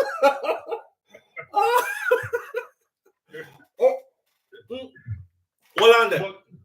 Wait. Did you see the Bahamas show? Yes. Okay. It gets better and better and better, not true? Keep on getting better and better. All right. You turn man of the crowd and the girls have a sing like a choir and so. All right. That part. But may I say, the artist can't perform. This is ludicrous. Yeah. So you were talking about mindset earlier, and we need to have a better mindset because even when you talk about the beach, you always talk about how them keep the beach and everything. The beach. Yeah, but because sometimes we travel to certain areas in America, and these people will get up every day and walk their street mile or two and look for papers to tape up in their own community and clean it up. Yeah, man. Hold on, bro. No, me can't make you go. Me can't make you go further. Me have to put this to the audience proper. He just said he travel around, right? And him say like even in America here, people will get together and they'll walk their communities. It's like you go out for a morning walk and this is how they exercise, but at the same time them carry garbage bag and they stick them with them use with the sharp something on the end and pick up stuff. And they pick up and clean up through their own communities. When you go through a lot of these communities, they're pristine clean. So you don't need government to come clean up your community. In Jamaica, that's a thing that we do. Man smoke cigarette and just flick the butt over there. So girl nyam patty and just flick the bag right which part she turn up. Right? And then there's another thing. When you said the beach just now, what he was talking about is I had come back from Jamaica one time. That beach that is right next to Helsha Beach, the amount of doodle, diaper, used condom, all them something that me sip on the beach. I was so upset just seeing it, but I filmed it and I brought it back in a video from Jamaica. So at the same time, people were saying to me, every day you get up and chat people business on social media. Why don't you use your platform for something and talk about how the beaches are being privatized in Jamaica and how the people them don't have no beach? And I replied after that trip and I said, I hate to say it, but when you have something and you don't know what it's worth and you treat it like nothing, other people will come and take it from you and treat it valuable. So the beaches are being privatized. And honestly, when I go to Jamaica, I end up going to the beach them that's privatized. Why? Because I see people out there rake the beach and I can walk barefoot on it and nothing go joke me in my foot bottom. and my picnic them can play upon it without bust somebody do diaper and all these things. So if y'all if Or condoms. or use condom, the bag of Hey. use condom upon the beach. Yo, if the people them think say like, okay, we want the beach for what? We're mad they're taking away all the beach, but where we do with the little beach then where we have. Look on that. If we were keeping all the beaches clean, then and again, the video I was watching, I think is the Bahamas. There is no private beach in the Bahamas. And next thing women did jealous of. Because when you look at them beach, them clean, and there are no private beaches there, that means no resort, no lock off, none of them beach where only the tourists them that's for this facility can use it and nobody else can use it. And the people have such a civic pride level about them clean up them own place. So we have a different. yeah, man. Me there Jamaica already, man. I ordered 2 jelly from a lady. And bro, the lady I go serve me my jelly and she and spit right there. So when she chopped the jelly, you know. Some American people came by while she was getting ready to do my 2 jelly coconut them. And they were like, do you have any coconuts or whatever? And she was like, yeah, how do you want them? Cold or hot? So I said, Mama, y'all give me the hot one them. Me ask you if you do have jelly. And she said, well, you should have did ask me if we did have any cold jelly. Me said nobody now drink no hot jelly in them hot summer. Yeah. You know, you never tell me say you have hot and cold which one me want. But because me go talk to her like this. See? So she automatically assumes that Jamaica him come from. Give him the worst of the worst. Me I save the nice one them for me foreigner them. But the place, the think which part should there? The place, yeah, it look like about 10 man they turn up there and it look like all 10 of them piss and shit in the same spot. So I said, you know what? Me no bother want nothing from you. And me walk away and left her. And me go back over there and tell wife, I said, me glad. When the Yankee them come by and start talk, that was God bailing me out of that situation. They come probably would have drink fair jelly and get sick. The fact that she did the and stood right there, so. Oh, and when she did a chop for them jelly, she started chop for them before mine, and I was there before them. So I said to her, say, mind, you know, be careful of mine, you know, cut your hand, you know. Because the way she had chop the jelly, I say, yo, if me did that so with my mother, me would have chop it. Because she look like she had chop herself, right? Here are. You know how long me I do this? Here's me I do this, and here you see how you know with few old bad mo goat mouth. Like you want to come make me chop off my hand nine. But see this which part this boy I come from, and I was like, yo, all I said was be careful you don't chop your hand. So we're still enough. We know if you turn around something, you look out with somebody, they turn you at it. We just need a better mindset, bro. Towards each other, towards our own. We need a better mindset. And you know, I watched your review, and it's very people with Kartel say sometimes you have to take time out and the man saying no, keep cool like in just a show. Yeah. You know, that's very deep. You have a different mindset. When you get to that place, you know? You know somebody not like you. Yeah, but you know business. Still a show love same way. You give everybody around you $100, you call him and say, here is 100. So yeah. Don't say no like you. Yeah. Because him not liking me can't stop me. And me not going to corrupt myself by equally not liking him. You know what I'm saying? When you reach them levels of maturity, my brother, that's when you start to really strive in a life. You know what I mean? I mean, I say, go around, go find all your enemies and pay them bills and take care of them. But I'm saying, when you stop being preoccupied with who want like you and who don't want like you and all that, and you just go through life just showing love because that's who you are, that becomes you. Burden off of your shoulder, you become a good person genuinely. And you don't have to walk around with them heavyweight there in your spirit. Not nobody here. No people don't even understand. You see, when you show love and you're so kind, it advances your oxytocin and, you know, so much love hormones where you feel good when you're doing something good and you're giving to people. You know, just like you have some people coming to like every morning at certain stoplight They make sure they have a dollar to be done or you know, whoever is on the handler. Right, they right. just feel good just giving a dollar every month. And if one morning they don't see that person, they start to worry. Because it's just a regular thing of living, you know? Yeah, I wonder what happened to so, you know, so I'm stand up here so every day. I'm not see him in a couple of days now, you know. I hope him alright. Yeah, man. You just genuine concern for people.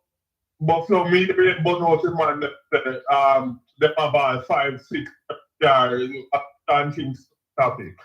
And when people have money, they just like, oh, why you have 6 years shoes? I only 2 foot they have. So, shoes different, man. Shoes different. but them saying that I mean, I have money, then buy all cheap. Yeah. You know, dog no you cheap and dog not like cheap, but when you have money, you just buy anything. When dog have money, then buy all cheese. Yeah, man. That's anything. Yeah, man. Yeah, because we can't buy it, you know, so we just buy it. We don't want it, just buy it. I'm not so sick, they can't eat it, but they just see to buy it. Have money. I saw. That's how we say. And so you start out earlier and you was talking about the woman intuition. And you're saying that they have intuition when they man, but they don't have other intuition. This is the husband is stressed enough, and the husband needs love in our stuff. Yeah. The intuition don't work. Intuition don't tell them that. The intuition not tell them say the husband a buckle under pressure. The intuition not tell them say the man is unhappy. The intuition not tell them nothing else other than only will benefit them. You know, say him a cheat for me, and me just have a strong intuition say. I saw. Yeah, man, the quick time it come in, put on food for this. I can't the bathroom with it. You know. but the intuition after the man I work hard. At 7 days straight if I work. You know, he needs some loving. You know, massage man.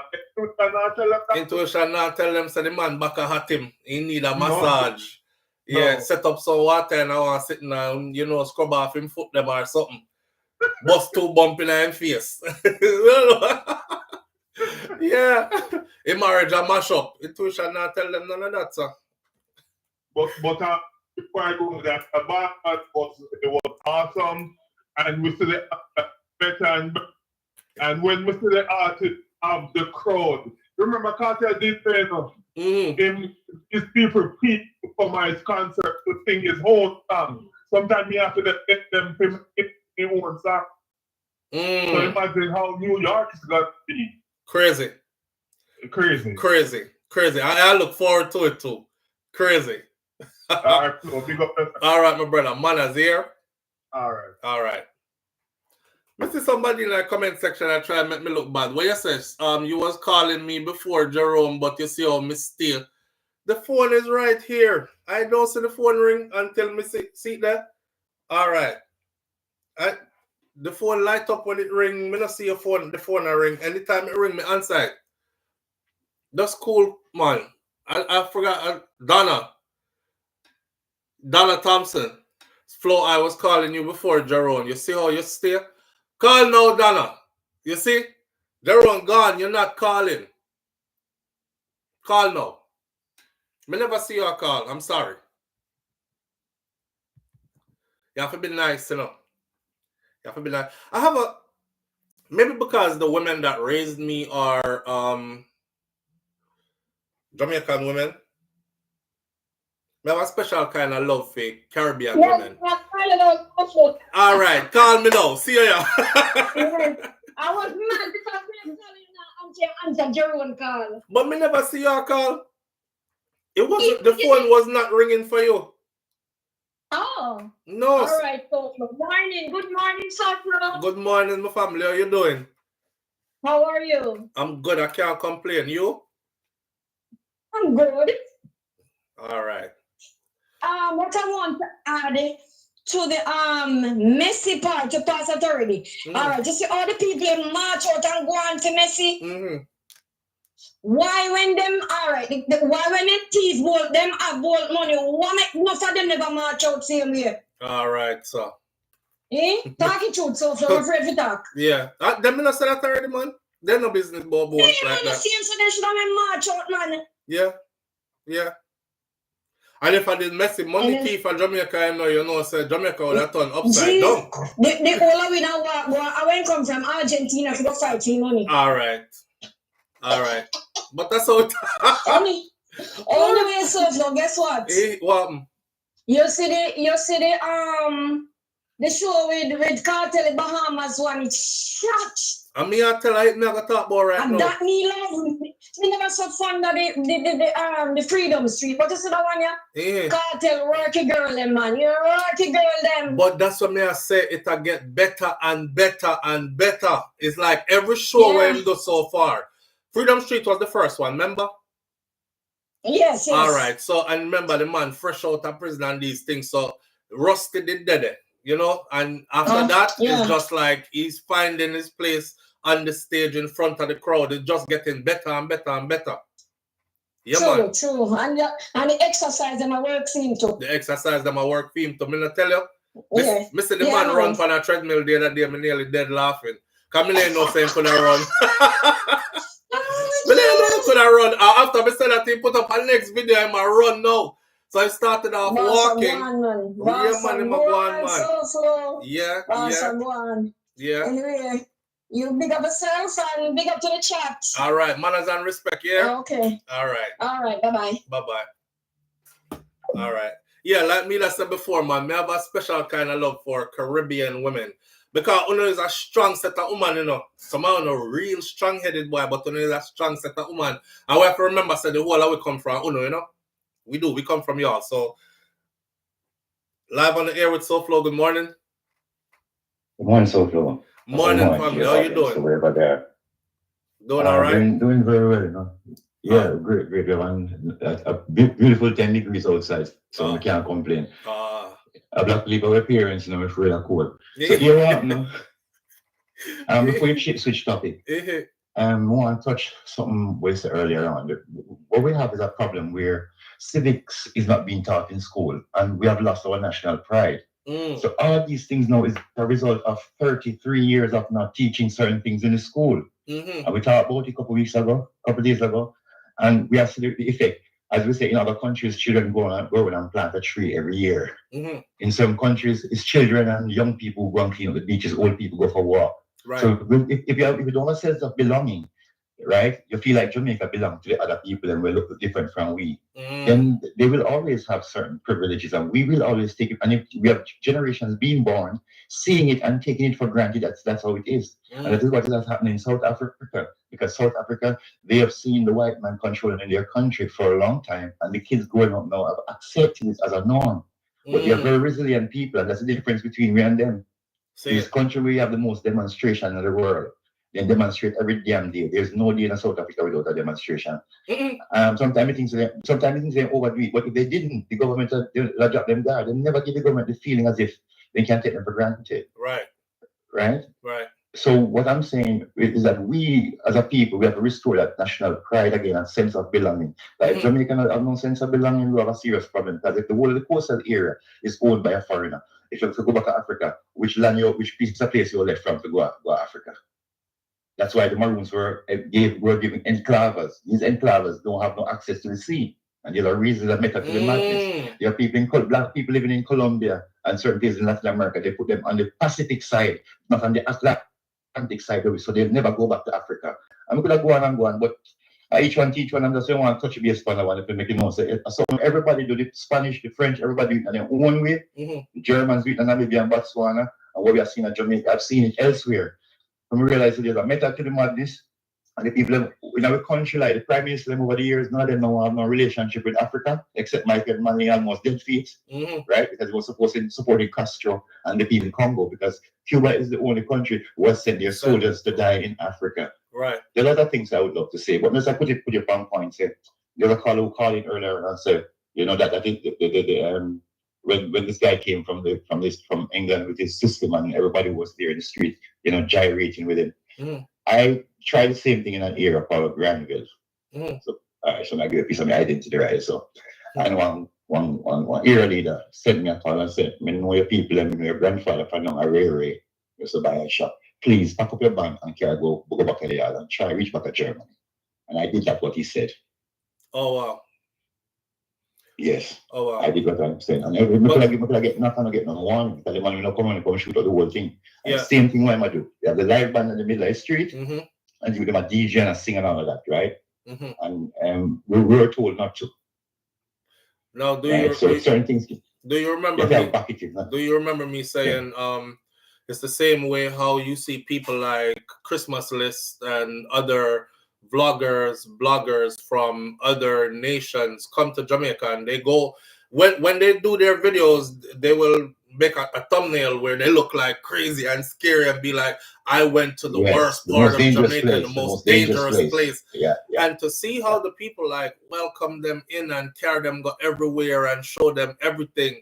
And you know, say I've been in Jamaica before now. I put up my camera. As soon as I put up my camera, me hear a man. I thought me here actually was a woman. She said, you have to pay me. You have me pay your video. And I know, so when you go back a foreign and be a money, you're gonna make a fight. I had to say, I didn't have you on my video. I said I was not videoing you. I was videoing me. And next time I was in Clarendon, I was stopped by a sign. And I said, Clarendon, I come from. Always I said that. So me and my wife get out. We got to take a picture by, which I still have that picture by the sign. I'm here. Somebody down the road. I say, hey yo, you have to pay if you take that picture around here, you know. Just instinctively, I say, pay for what? I'm born and raised around here, so I'm here. All right, my Gina, say a word. And I thought to myself, damn, they are so predatory, but when them people they come, is a whole different kind of feeling. So they give them access to everything that even our own people can't get access to, a bare animosity. Yo, put on a camera, man, inform a boy around a bad man place, yeah, camera come. And when someone come from abroad, me see gunman carry them in the area, the one thing do they mask up their face and then start telling some of the most candid way, some of the most intimate things which they wouldn't tell a Jamaican blogger. Right. And there was another blogger in a port in St. Catherine in dead just because he was pushing nose in a Klansman business and all and something there. Right. And the same kind of man they would have talked to any foreigner about it, very candid. I watch a video. And if you check it out. No, go ahead. Yeah, I'm saying that if you check it out, it has an impact. It won't affect tourism, because tourists now go them place to go up with them people, normal tourists. Right. But it has an impact on the image of the country. And this is some things that go on a TikTok sphere too, which if we had civics in Jamaica, those people would have so much national pride, they would know that they're making errors which we'll never be able to correct because it's now in internet land and it stays there forever. Right. I'm a patriot, you know. So everywhere me try to live good. Sometimes one tell some people some things out, I'm afraid because they say, no, I represent Jamaica. Right. You know what I mean? Right. So, you know, so between me and SouFLo, I beg you, stay up on the point and where they're on because we call them taboo topics. Right. And as long as the taboo these topics, we're going to end up, a calamity where we now can come out of. That part. And I must add one, I don't blame Africa for this, but you see when you see Jamaicans, 10 Jamaicans on one street, they say the same thing. Just go down in Nigeria. You don't have to know where we come from. All over have Jamaica. I don't know Africa, it's turn up. All right. Hundreds of meetup people selling the same thing, so don't worry about it. I just want them things that we as black people. Can be corrected though. Yes, and it needs to be. Just take a look at Bucky in a fast. So just look at Bucky in a fast. So we take a book from the playbook and we can restore national pride in Jamaica in no time. Because the same cue into the kindergarten, we can instill those things also in children's mind because children learn what they live and live what they learn. So if you want to clean the beach, you cannot clean the beach. And I've seen a child at 5 years old scrapping an M16, an AK-47, I won't say which country, in front of my face. In no time I put it back together. I was shocked. I mean, I have paramilitary knowledge and I can't do it. Same. And the child was trying to do it under 3 minutes, then under 2 minutes, and that's what the child was doing. That's her hobby. So if you can teach them to do that, you can definitely teach them to clean up the beach and clean up their neighborhood and stuff like that. Thank you very much. Yeah. Manners and respect, brother. There are other things I couldn't say, but when I switch topic, I'm going to follow you from there. All right. Manners. All right, bye. All right. A call was coming in, though. Because me and Seminar answer your call. The call was coming in while the brother was talking. So, You know, I couldn't answer your call. Alison Thomas says, let me see. Oh, the cheap digital nomad, Jeff. Jeff, big up yourself. I appreciate you, Jeff. Jeff says, Uncle at SouFLoTV, if Jamaicans ever know, so them set of people are too like black people. Remember, I can't say much. Viva Jamaica. Yeah, that part. But them praise them anyway. We've known to be that. We love the people that don't like us. That's just us. Alison Thomas says, Cartel needs to stop smoke and he needs to protect his lungs for the breathing. He have to remember that he is a singer/artist and he needs to drink plenty of water for his kidneys, fresh beet juice and green juice. This is health, and health is wealth. And an individual like a Vibes Cartel who is touring and performing heavily would need to listen to those. You never said nothing wrong, Alison Thomas, but we know Vibes Cartel is super intelligent. And he has people around him who are also not only concerned about his health, but they have knowledge of how to get him to an optimum place where he's supposed to be health-wise. If him not take the advice of those, him definitely not going to take advice from we over the internet, right? Drink a whole heap of water, Cartel, because it's good for flush out your kidneys. And drink a whole heap of fresh beet juice and them thing there. You know, it's good for the blood, good for the kidneys and stuff. And stop the smoking or cut out the smoking or minimize the smoking. We all know these things. He knows it too. But, you know, people come, stand up, live them live, and go. Some of your best singers smoked until their last day. I don't think they were trying to prolong life. You know, a lot of people don't start trying to prolong life until them reach the end of life. You know what I mean? And most people reach the end of life before they realize that the end of life is here for them, because everybody always thinks, I have at least 20, 30 years left, man. I have at least the next 40, 50 years left, right? And you turn around tomorrow, and that's the end of life for you right there. You do 2 bad cough. And you start saying, boy, me a cough, and I don't know where the coffee I come from. And it's like me I try everything, and it now go away, right? And next thing you know, that lead to a diagnosis, which leads to X to Y to Z, and a couple of months, year or 2 tops, you're out of here. Cocoa out of here. Cocoa was diagnosed a couple of years ago, and he kind of kept it under wraps, and he kept his hopes up that he would beat it, you know, and it would go into remission or go away, and he would be able to rejuvenate and bounce back and all this. But, you know, life had other plans. God had other plans. That's how it goes. So we wish all the best for them, or for Cartel, but it's up to him as a man to look at himself and say, him have to fine-tune the instrument, his voice, his body, in order to give the best of him and continuously for a good period of time to come. Some people have planned to there for too long, and some people plan to be here for a long time. I will tell you another thing about life. Here we go. I've seen too many times where those who smoke and drink and eat messed up, let me just name anything. High cholesterol, whole heap of fat, soaked in oil, 10 pounds of sugar and everything, 1 box of salt and everything. And they outlive a whole lot of people who exercise and diet and eat properly, fruits and vegetables and juices. And you have to wonder, like, so sometimes it comes down to that is destiny and what was ordained to be. You never see some old people cut them tens with a big old cigarette, thinking cigarette, 90 odd years old, 99. I smoke from me at 14. Cigarette never do me nothing. I just rotted. And what's your name that dead the other day from cancer and she at 32? And she never smoke or drink a day in her life. You know what I mean? So some things in this universe we can't explain, my friend.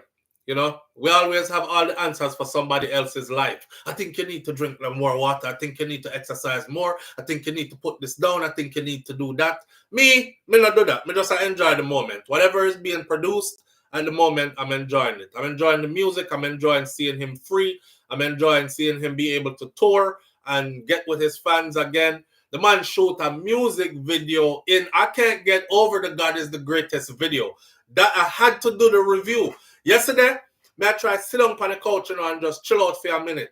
And then, boom, when the video dropped, me get up and me say, this man here give me work for do. And wifey say, who I give you work for do? I said, no, Cartel, man, him just dropped the video for God is the Greatest. And my wife said, you just said that last week. Said him need a video feed ASAP. I said yes, and it looked like him didn't listen because the rotted video drop. How did he find time to even make the video for God is the Greatest when he's over there filming Cups Up and also preparing for Barclays and do it? May I say, yo, that brother I work like him 5 different people at once. You know, his work ethic has always been that in overdrive kind of thing. So when the video dropped, I'm like, this video is friggin' monumental. Him in the rear view of the car, rear view mirror, as he's coming out of prison. Him sitting in a $300 and something thousand US car in the US, in a place where we said he probably could never get a visa to come. Bounty Killer in the video, his musical father with him as they celebrate these great things. It was just so much in that video. I just had to dissect the video. The video, about 6 pages it took me to write out, to dissect that video, because I did have to watch every bit of the video. It goes to show you how much life can change in an instant though, you know. One day you're there doing a life sentence in prison, everybody has said, him now come out, you know. Even the people them who have said, boy, me dep on him side still, but it look bleak, brother. Every time him go up for appeal, them shut that down in. They look like them all let him out. I hit that. Kind of like you're going to start resigning yourself to, you know, some people just start forget about outside and just start focus on surviving in yourself. And then boom, from that to like you're in England, you're in the US, you fly go there, so you come back here, so you're there on private jet, you're here, you're there. It's like seeing. And we talked about this for years before Cartel even close for reach out. And I said it for years too. I said the people in the industry who are having a moment, them better capitalize off of the moment as much as they can, because once him reach out and is free, the bookings are going to dry up. Internet are going to dry up for them because it's just his moment. It's just his moment. So he, like, again, like I said before, he walks into a room and the air, him take all of the air out of the room. And he's not saying anything bad about all our other artists that are putting in work and are doing good music and whatnot. It's just that I feel time, and I guess I'm there with it now, right? I'm just glad to be a part of seeing it and watching everything happen. You know, when you're glad for people, those of you who followed me over the years, you know, so me take a whole heap of cuss out and whole heap of, and I stayed with it for all those years because I really believe that this day would come where this would be happening that we're seeing happen now. So to see it actually happening now is like, that's all you need, is to see it to happen now. And I'm super happy for him. The show over in the Bahamas though, this show was a shelling. The show before that in the British Virgin Islands, that was a shelling too. This one was even better. Shelling again. There's something that happened on the stage though. I mean, do you want to talk about that particular something, not so much about the rest of the show?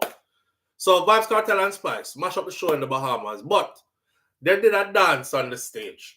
Cartel was sat on a chair and Spice straddled him on the chair, reverse cowgirl style, facing out that way, and like she did a boom off the something.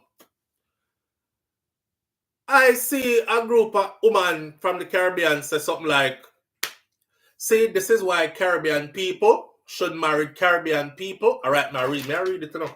This is why Caribbean people should marry Caribbean people, because that dance right there, even with a stranger, is not cheating to us. I beg to differ. I beg to differ, because my wife wouldn't have no justification for put boy for sit down on chair and straddle him back way and did they ride him so. That's not just a dance. You are not Spice. The boy was not Cartel, and Uno wasn't paid to perform in front of thousands of people. So what other justification could there be for somebody's wife? If me walk in a party, I'm missing my wife, I do all that, Panaman. Me supposed to just walk away and say, oh, a dance, them a dance, man. Dance, them a dance. We had this conversation before. They didn't touch, Crystal G said. I don't give a damn. Also, Crystal G, check it. Your husband is in a party. He's sitting there, a girl pull out chair, put him sit down, straddle him in that manner, and start boom it off. You're fine with that? You're fine with that? Shamel Williams said jealousy would have killed me. But yes, but you're not an entertainer, SouFLo, LOL. Then that me I say, Annette Sparks, I'm not an entertainer and neither is my wife. So there would be no justification. Now, if the individual was an entertainer like a Vibes Cartel or something, and my wife was a Spice or another entertainer female, and they were booked to do the show, I wouldn't have no problem with that because she's doing what is in her line of work. But me talk about regular people like we walking a party. That's how you see your partner over there doing. Your husband sit down on chair, girl straddle him back way, and I do that.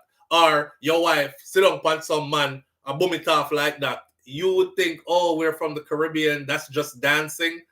Or you would have something to say. Me not lie, me would have a whole lot to say. Me would have a whole lot to say. Me a draft the you only said me a draw for a wig. Me a draw for a wig. Wait there. Steezy Linda said me too sensitive. Me not run them joke there.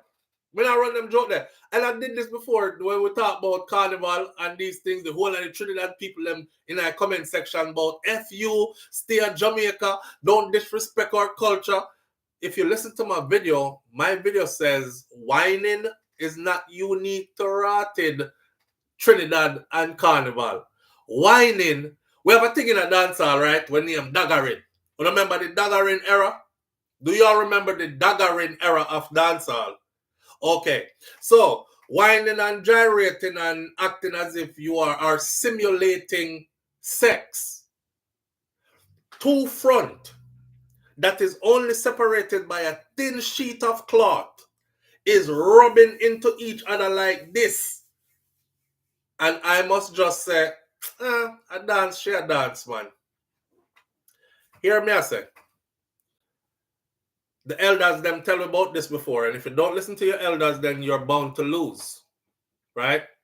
The legendary Beres Hammond. What one dance can do?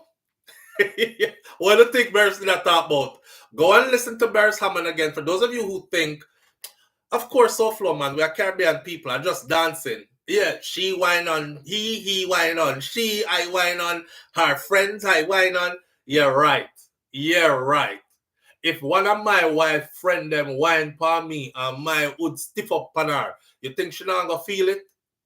You think she's gonna go back and tell my wife that, yo, me did a whine pan SouFLo, you know, I saw him body tan, man, it stiff up on me, you know. No, she's not. She's gonna keep that as something between the two of we, right?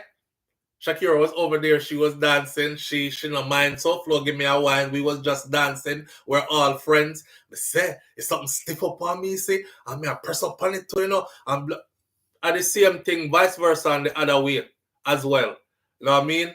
So no, me not in it, and me no want it. Beres already tell me what one dance can do, and you know what one dance can do already, so forget, no. Yes, what one dance can do. All right, so you never did I listen. One dance can mash up your life here. And for those of you who come from another era in another time, I remember one time we did a scrubber dub. Eh? I saw we used to dance back in the day, no boy. I used to it, and when the DJ tell us that the party soon done and the man them in if you not find a girl yet, you better go find something now. And you start look around so. And you grab a fatty and you just start bubbling the fatty. And fatty bubble up for you. I'll stiff up, all some man bust off in them drawers right there so in the dance.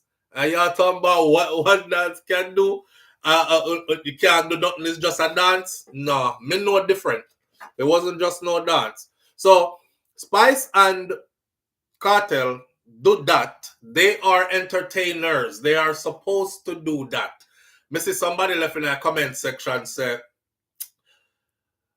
her at 42 years old gyrating on the next woman's husband is nasty work. That's her profession. That's what they do. That's her profession. And at 42, what is there an age limit? Black people are only people who do that, age limit to the thing. White people be crawling out on stage to frig with all a walker. Them have the microphone in them pocket and them hold because them have to hold the walker with two hands. And then crawl out on the stage, go still singing on a microphone and nobody is saying, he's too old to sing that song. I don't want to hear it anymore. We're the only ones that do that, right? Oh, she's 42. She shouldn't whine anymore. She's 42. She shouldn't be gyrating her hips anymore. That's their profession. That's what they do, right? But besides that, she's getting paid a whole lot of money to do it. And 42 and getting a whole lot of money in the millions, that's a good going. That's a good going. So me not say nothing wrong with that neither. Maybe you're speaking out of context because you don't really understand the culture still. And that, little bit of cultural assimilation wouldn't hurt. Come learn about the culture. See? Who that? That really says, I do enough of that. And lucky if I remember the person after the dance. But you stiff up on them. You stiff up. Back in the day, yeah, me dance with a whole heap of girl already when me did younger and I go dance on them something there. I would just a pick girl for dance with her and stiff up on the whole of them. And rub it up on the whole of them. And sometimes when you stiff up on her, she'll look on you like, and she but you're like, I used to be like, me no want one girl feel like though. We used to just dance with different girls because it was a thing. This is the reason why I wouldn't want my wife dancing with other men in that manner. Because me know what come with it. And I know what we used to do with it. Right? White women be remarrying at 95 years old. Boy, life not done in no Cartel Empress, so I guess. Married at 95 and dead at 95 and a half. Like, I don't know. Entertainers have an understanding. They are good friends and entertainers. Yeah, man, entertain them and entertain. That is in their line of work. See? Talk to me now. What go on? Live on the air with SouFLo. Yes, Slum. I know definitely what one dance can do. It's very tricky. It's very tricky. Yeah, man. One dance can do a lot. A lot. It can mash up relationships. It can mash up friends because sometimes there are some girl where them know them friend like you, but through them get a dance with you. They want to meet a certain place because whatever them feeling on your pants, they gotta have it. Remember the girl with Carlina and tell me the story about the African youth where she left her Jamaican man for. And he used to pay all our bills and everything. And she says, SouFLo, and the body make me over here pay my own bills now. Because the African youth mother never like her. And she's probably here, I don't know. The African youth mother never like her. Plus him never want to pursue no relationship further with her. But she mashed up our good relationship where she had everything paid for and all that. Because she gave her one dance and the brother, what she feeling at the one dance, she was like, damn, I have to try this. I have to get some of this. And she said she did. And it frig up our relationship. See? Some people don't even understand that. Alcohol is like WD-40, you know. So, you know, when things something speed up and not free up, just put alcohol and make it up from one thing man feel tipsy. And then the music starts playing. What's the partner, brother? Everything but yes. What's if she have a few drinks? Already, you know, there. Oh shit, I can't even say. Just know say right in them the player.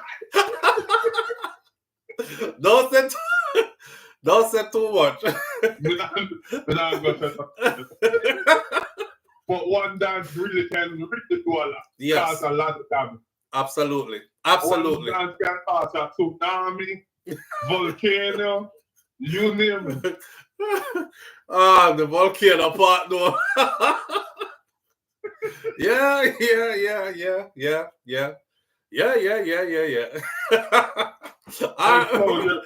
You remember when Pulax did said Vibe Cartel now come around, all if him back in fist for the asphalt. Jesus Christ. And that thing they said? Yeah, man said and come around, all if him back in fist for the asphalt. That's the only coming back on the road. Oh wow. That makes sense now. So what does Pulax? It's more without fire, you know? Right. So that would have make sense now when he said the other day. But can you see the review what we do yesterday? Yeah, so that would have make sense now because I started that review off with his comment. And I said Tulak said that Vybz Kartel has not done anything monumental with the music since he's been free. Him do all heap of things, but as far as the music goes, he hasn't. And you know, I did address that. But I was wondering where that would have came from. So no, you see, sometimes when people proven to be wrong, all they have to do is stand corrected. But some people, you wrong know, when and strong. they're wrong, they find some way to gain back their courage or you know, try to justify their wrong. Wow. Because me, Mr. Cartel come on road and the man the review say Cartel a dance up with Diamond. So Cartel now act like a superstar and them things. Oh wow. When Cartel is one of those artists with their supported his fans anywhere they go. You just see them the fans them. But anybody know Diamond history with dancehall though? Nobody even know. Why you think you Diamond in a Cartel song, Diamond, you need your vagina. Even see them say it, right? Yeah. Yo, when see them say Diamond, we need your vagina. And then I say blood fire, but then when time Cartel meet with Diamond. When Cartel meet with Diamond, them actually did a dance. I say I'm a wind up on night. Me I say I wonder if see them see the party though. Cause you know time Cartel fly out to them get I go nowhere. Yeah. So you see what one dance can do. Right, that's how I youth. Man, as well, big up yourself. Yo, you said the next time Cartel fly out, see them not going nowhere. You see what one dance can do. Yeah, Diamond, we need your vagina. I say, yo, sit down, says Diamond, we need your vagina. Yeah, when you know the history, man. Put some respect on it. You know what I'm saying? Yo, but we talk about Elephant Man real quick. I realize that the time is going and I have to pick my child up soon. So check this out. We did a story last week where we said Elephant Man got back his British visa, right? And it stayed in my mind for the whole week. Like, may I change gears real quick? It stayed in my mind for the whole week. Like, what happened for them to take away his British visa, his UK visa? Elephant Man is not known to be a troublemaker or anybody where getting at things. So, you know, was it one of those things where they just took away him visa for no reason, like a bag of people, or what? Lo and behold, hear this. Now, this story is filled with all kinds of details. Seeing some, I'm going to run through it really quickly, just so we all stay on the same page. Shout out to Dancehall Man. So, Elephant Man looks forward to his first UK show in 16 years and reuniting with 2 of his 38 kids. Father Abraham has many sons as Elephant Man. 38 picnic. Ellie, hi. You know if you go on someone. 38 picnic now, Elephant Man, me see him on one video where say him not done. 38. Him say him not done. I see them on a recent video where he was asked about if him done now or whatever, if him a go get snip, him snip what? Him ask him if him done, him say him not done. At 38, pickly him say him not done. Me reach 6 and me say me done. This now, me not snip nothing neither. Cause my wife young. If she want 1 more or 2 more, you know what I mean, I say I'll be up for it. Especially if, you know, we are gifted from somehow to. I just feel like say if my finances increase to a certain level in our life, when we reach we'll never have to worry about anything ever again, then yeah, me tell Shakira, I said, just brace yourself, come and I probably breed you every year till somebody ball Cree. But in the meantime, me done. At 6, I'm done. Kids are super expensive. And I'm around my 6 all the time. Me don't think Elephant Man they're on theme 38 all the time. Because here's a difference between making them and actually raising them. And if you're raising them and a 38 years, you would have probably quit long time ago. You wouldn't have got to a 38. But, you know, man, a big star and he's always on the go and always, so there's no way he could actually always be there. That's his career. That's his calling. So, Jamaica dancehall giant Elephant Man is set to perform in the United Kingdom for the first time in 16 years, making not only a return to the stage, but also an emotional reunion with his 2 children, or 2 of his 38 children. I can't wrap my mind around that. 2 of his 38 children. The 49-year-old recently secured a UK work permit, a milestone he celebrated enthusiastically. God are the greatest, he said. Give God thanks. We get the London work permit and the fans been waiting. God is the greatest, Elephant Man said. Now, during his active touring years in the UK, Elephant Man fathered a daughter and a son. Now, those 2 children are 19 and 18 years old, respectively. Oh, Ellie said, one time I go England and make the 2 of them. One go. One energy god. And then he started laughing. One time I go England and make the 2 of them on the 1 trip. So, it's safe to say that they're from 2 different women, right? 2 different mothers. He expressed excitement about reconnecting with his children. Now, it's great for the youths them to come see the energy god perform, you know, back on the stage again, back on the big stage. And them can see some of them fathers' performances, them can come hug them father and par with them father. It's a blessing, it's a blessing. So big up to the British Embassy for that. The Good to Go artist noted that his absence from the UK did not diminish his career's impact. I beg to differ. I think it did. However, actually, no, it didn't, because me never even did know say Elephant Man not allowed to go to the UK. So I take that back. I don't think it did. It's great for the youths, them come hug up and see them father and spend some time with them father and all these things, which is I'm going to ask, so you never see them since them are 2 and 3? Them never fly come Jamaica come see you? You never meet somewhere else in another country? That's what I say, raising them versus just making them is 2 different things. Anyway, me not cast no judgment. He still put out the music, he said. And the music still go over there, over to the UK. But the fans were going crazy. And them need to see the energy god go over there and perform for them.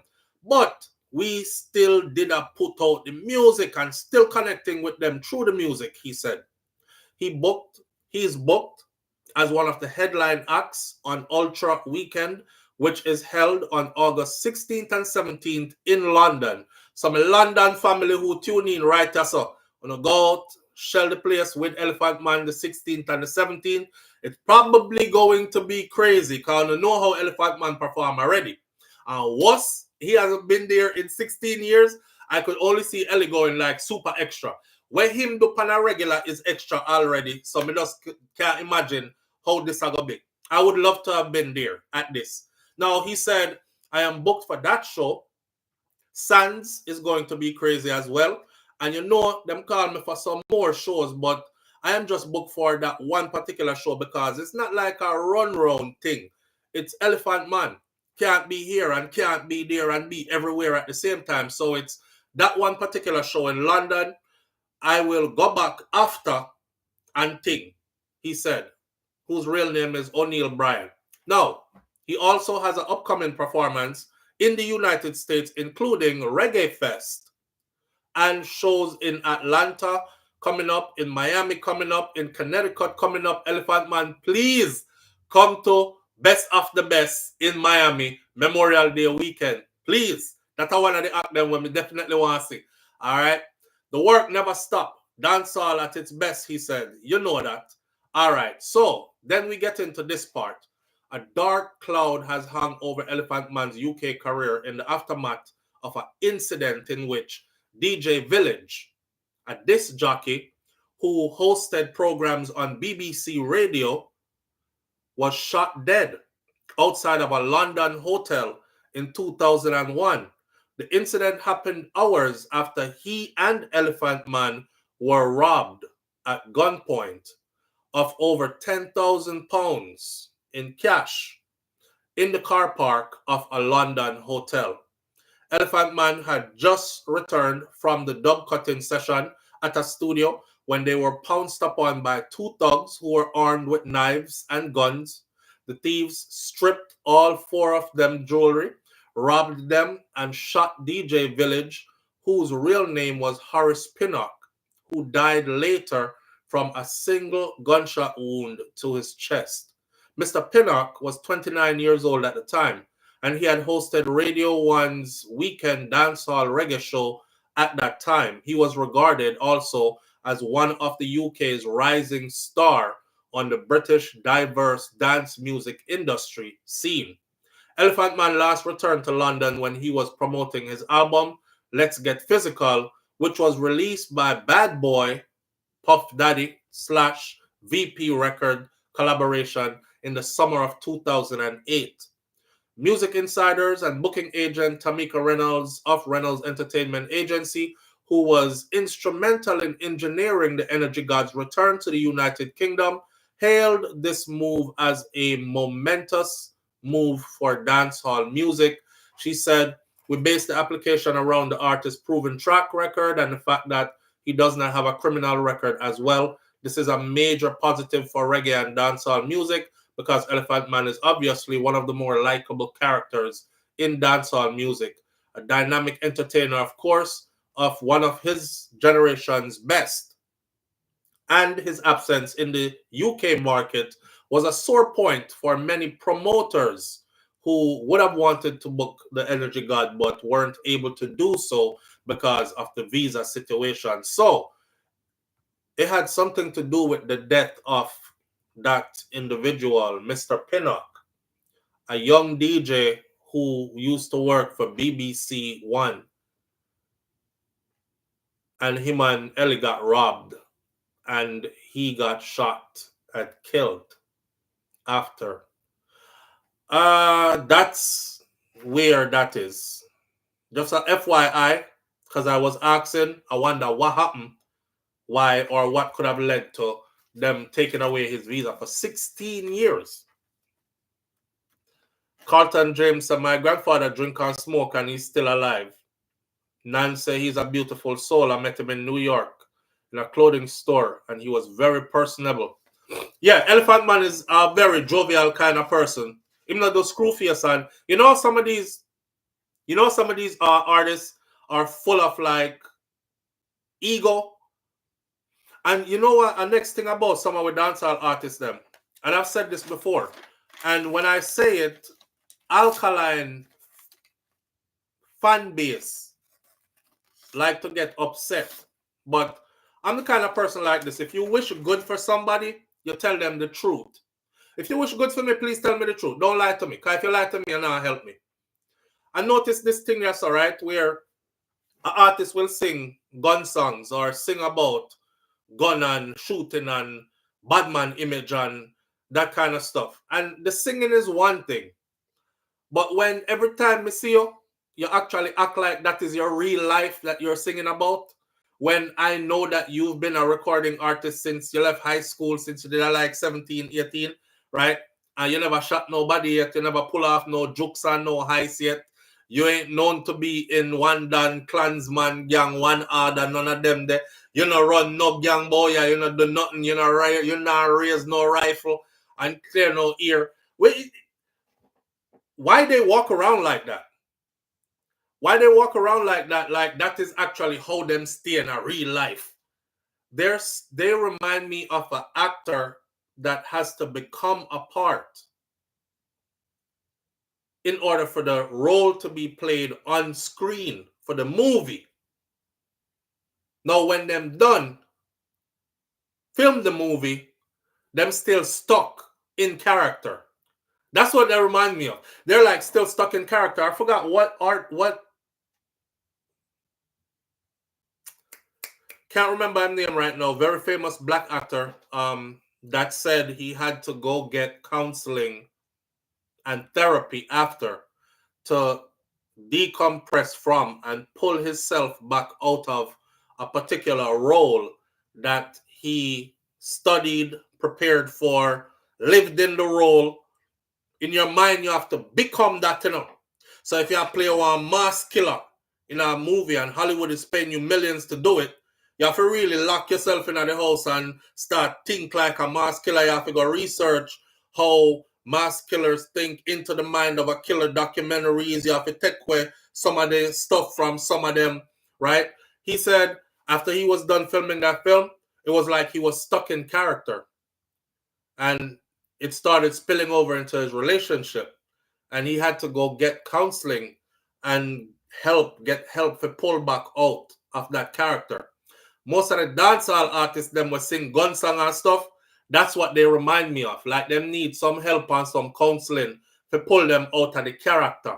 Because they're living in the character of whoever it is they're singing about in our song.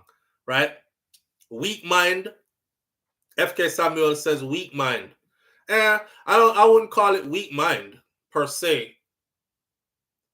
Elephant encourages me if he left Burger King, Dr. Walker, and step up. Every time he brought his daughter there, he would sit and encourage the staff, says Mansa Musa. Yeah, man, big up to Elephant Man, same way. I think I saw we are going to end it now. We have something else to talk about. We did the Sean Kingston, the Vibes Cartel, the dance thing, the Elephant Man thing, 38 picnic. Jesus, God have mercy. Oh, we can do our last 15 minutes and talk about Thickman funeral. I'm going to do an icon for this video. So the icon will look different when you come back to see the video for those of you who will. So I'll do an icon, a picture for the video. So it won't just be my face like this, right? But I'll be able to encapsulate everything that we've spoken about on the icon. Same way when you come a foreign, them call you yardie and expect if you smoke weed, swear, and love fight. Says Gay Walters. But some people live up to that though. That's the thing. Some people never bust a grape in a fruit fight. Live up to that. When they come to I saw them nearly kill me a foreign too. Me not lie. Listen, me not talk about other people, I not talk about myself. Me telling you a story already where I'm sitting in the cafeteria at school and me hear they click in the back of my head. And me turn around and look up in a revolver. And the youth in the school have the revolver pressed to the back of my head. This is in Miami, North Miami. Me did I go to school at the time. Me did feel like the youth are rough up the scene, and them used to like come school and dig in your pocket. And you try to put your hand down like, yo, get out my pocket. Then would I like box up your face and move your hand and go in your pocket and take out other people's something. So me used to always carry like a long knife with me. Yeah. North Miami was bad back in the day. Me used to carry a long knife with me, right? And me make me knife case out of newspaper and cardboard. And me tape it. I use the tape and tape the outside. I'm going to get me the biggest knife my mother have in her house. You know them house that will have the knife, them in the holster. I have the bread knife, this knife, that knife. Me take out the biggest, broadest knife, make a case feet. And every day me used to tie the handle to a card and drop it down in my pants. See? So it's up on me and it's tied to one of my belt loop them. And I say, any boy put him hand in my pocket like this. Them a send me go back to Jamaica, they now send me go back to Jamaica in a no body bag.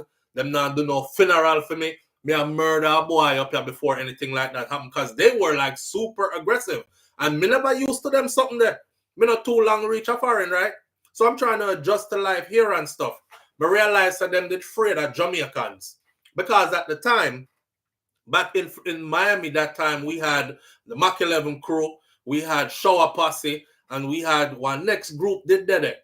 We did a mud up the place. This is when Jamaicans and Haitians, Zopound had just started coming to life in Miami as well. So they started fairing Haitians and Jamaicans. So this youth now, one day him try something on me, I tell him, say, hey boy, me shot you in your blood clot face now, who you ramp with? So I did my best Jamaican badman impression, like I thought it would save me, right? So me shot you in your blood clot face now, who you ramp with? I'm at school the next morning, I thought nothing of it. Me no said them live gun life, and that's why he took it so serious and didn't say nothing after. Right? But me never know code yet like that. So, me don't know street life or nothing. I clearing that me grow. Banana piece me run up and down in a coffee tree, me swing around and them something that down in a cane field. Me don't know nothing about no gun, nothing. Hey boy, me shot in your blood clot face and I want to tell you. Him say, oh, walk away. I'm in school because my mom used to drop me to school early. I used to eat breakfast at school because she had to go to work. So me did it, bust up my cereal, pour in my milk. I'll never forget. I took about one of my frosted flakes and my little friend, a white boy named Jason, we have on braces. Jason sitting next to me. It was another time when we was getting jumped and Jason took off like I left no one. But next story. So as me go off to do the second spoon of the blouse and skirt cereal, me here click click, and something press up on the back of my head hard. I cock this man, I cock back the blood clean hammer upon the sitting, you know. Now, if you know anything about gun, remember, I don't know nothing about gun at this point, you know. As years go by, me I realize that you could have dead, you know. Because the youth cock back your man and my head back and have it there. He said, you gonna shoot me, pussy? What you gonna do? Shoot me in my face, you bumper clot? Like that. I did everything but piss and shit myself. I said my whole life flash. I'm there like, you're definitely going back to Jamaica in a body bag. I'm also scared because I'm like, this motherfucker is crazy because he's holding a gun in the school cafeteria. And how come nobody in here now see it? Because you know you have the people that will serve the food and you have teachers who are usually like walking around in the cafeteria and stuff. Nobody now come to save me, right? Nobody ain't coming to save me. Nobody came to save me. And the man ease back him something, put it back in him thing and walk away. I was like, damn. So I had a genuine fear for that youth there from that day there. Because me I say, yo, even if me can pretend to me mad to save myself, me not that mad. Because if me have a gun for me now pull it out in the school. He obviously didn't care who saw it, right? And so obviously he didn't make up his mind to kill me. If that was what it was going to be. I told you all years later when me I run through the projects when my brethren car, the one day me skip school. God they have been hand for my life. The one day me skip school, my brethren him about, fuck this stop sign, because I want him father buy. You remember that story they want him father buy him new car? And the Cadillac, the old Cadillac hit the car, the Mitsubishi Mirage we were in. And this man tell me about, run. I didn't know where I was at. So me just start run. And my runner end up run through the pork and bean projects in Miami. And as I'm running through there, I start walk. I walk down the tier. On one of the floor them, I'm looking at one door. I seen somebody in a wheelchair. But the person looked familiar to me. I hadn't seen this guy since about around the time he put the gun on my head, right? So I back pedal up a couple of steps and look back in the room like this. It was him. Timothy was his name. It was him. Timothy. Anybody who went to North Miami Junior High, North Miami Elementary, if you remember Timothy and Alfonso. Alfonso was built like a damn friggin' college football player, and these were like junior high kids built like a college football player and did big and strong, and they used to like strong arm everybody for their money every day. I look back and I seen it was Timmy, and I asked what happened to him. And the woman said she's his mom. And she said, Timothy, he over here playing Russian roulette with his stupid ass friends. One gun, one bullet in the chamber. See him revolver when they have on my head. I don't know if I see him exact gun, but I see him style of gun. make him end up push part him there. And they would put one bullet in, spin it, and you ain't brave, look. Bah, okay, didn't go off. You ain't brave, look. Bah, didn't go off. It got to Timmy, you ain't brave, look. Bah, and it went off. He got shot in the head. He survived, but he's paralyzed and he's in a wheelchair, right? And I was like, damn. You see, after the mother exchanged their word there with me run your frig. It was like God was saying, you better take your ass, go back over your yard, because me live on the other side of Miami. No, what me I do over here, so. I don't even remember how I got home that day. All I know is that I run up out of there and I was like, God, tell me something. Yeah, so I never skip school again another day in my life after that. But yeah, real life story. So yeah, them used to afraid that way. And me go tell the man about, oh, me shot you now, blood clot face, you know, pussy. I think I pulled up The Harder They Come. A Reagan King, Jimmy Cliff did play in The Harder They Come, because I don't remember no other Jamaican movie at the time where we could have pulled a character here from. You know, sometimes you got to pretend in order to survive, and that's what I was doing. I was trying to assimilate into American culture, and I was pretending to survive. That's how I did that do. And it nearly cost me my life. Yeah. Me no do gun talk or gun ramping joke no more or none of that though anymore at all. Not only do I not threaten people, but if somebody says anything to me with gun in it, then no, so me take it all the way extreme, like right away. And I learned from that, and I'm triggered by that. That party. A funeral happened yesterday. And the funeral that happened yesterday was for Thickman. Thickman is said by the police to be a gangster. And boy, did y'all see Thickman funeral? The video of it? So Jamaica, he was killed by Jamaica police. And it was said that he was killed in a shootout by Jamaican police. Them shoot him because he or who he was with fired at them and they returned fire. Right? And him dead, and his burial came about. Them show pictures of him in his $5,000 suit he was buried in, and I think it's a Rolex watch upon him hand, and he has a bottle of Hennessy, which was his favorite drink, holding on to as well. The way how the police them take over that funeral. It's a Jamaican Thing TV. You did a video at the funeral. Do you have it on YouTube or anywhere? It's a Jamaican Thing TV. Do you have it on YouTube or anywhere so we can send the people them go watch it?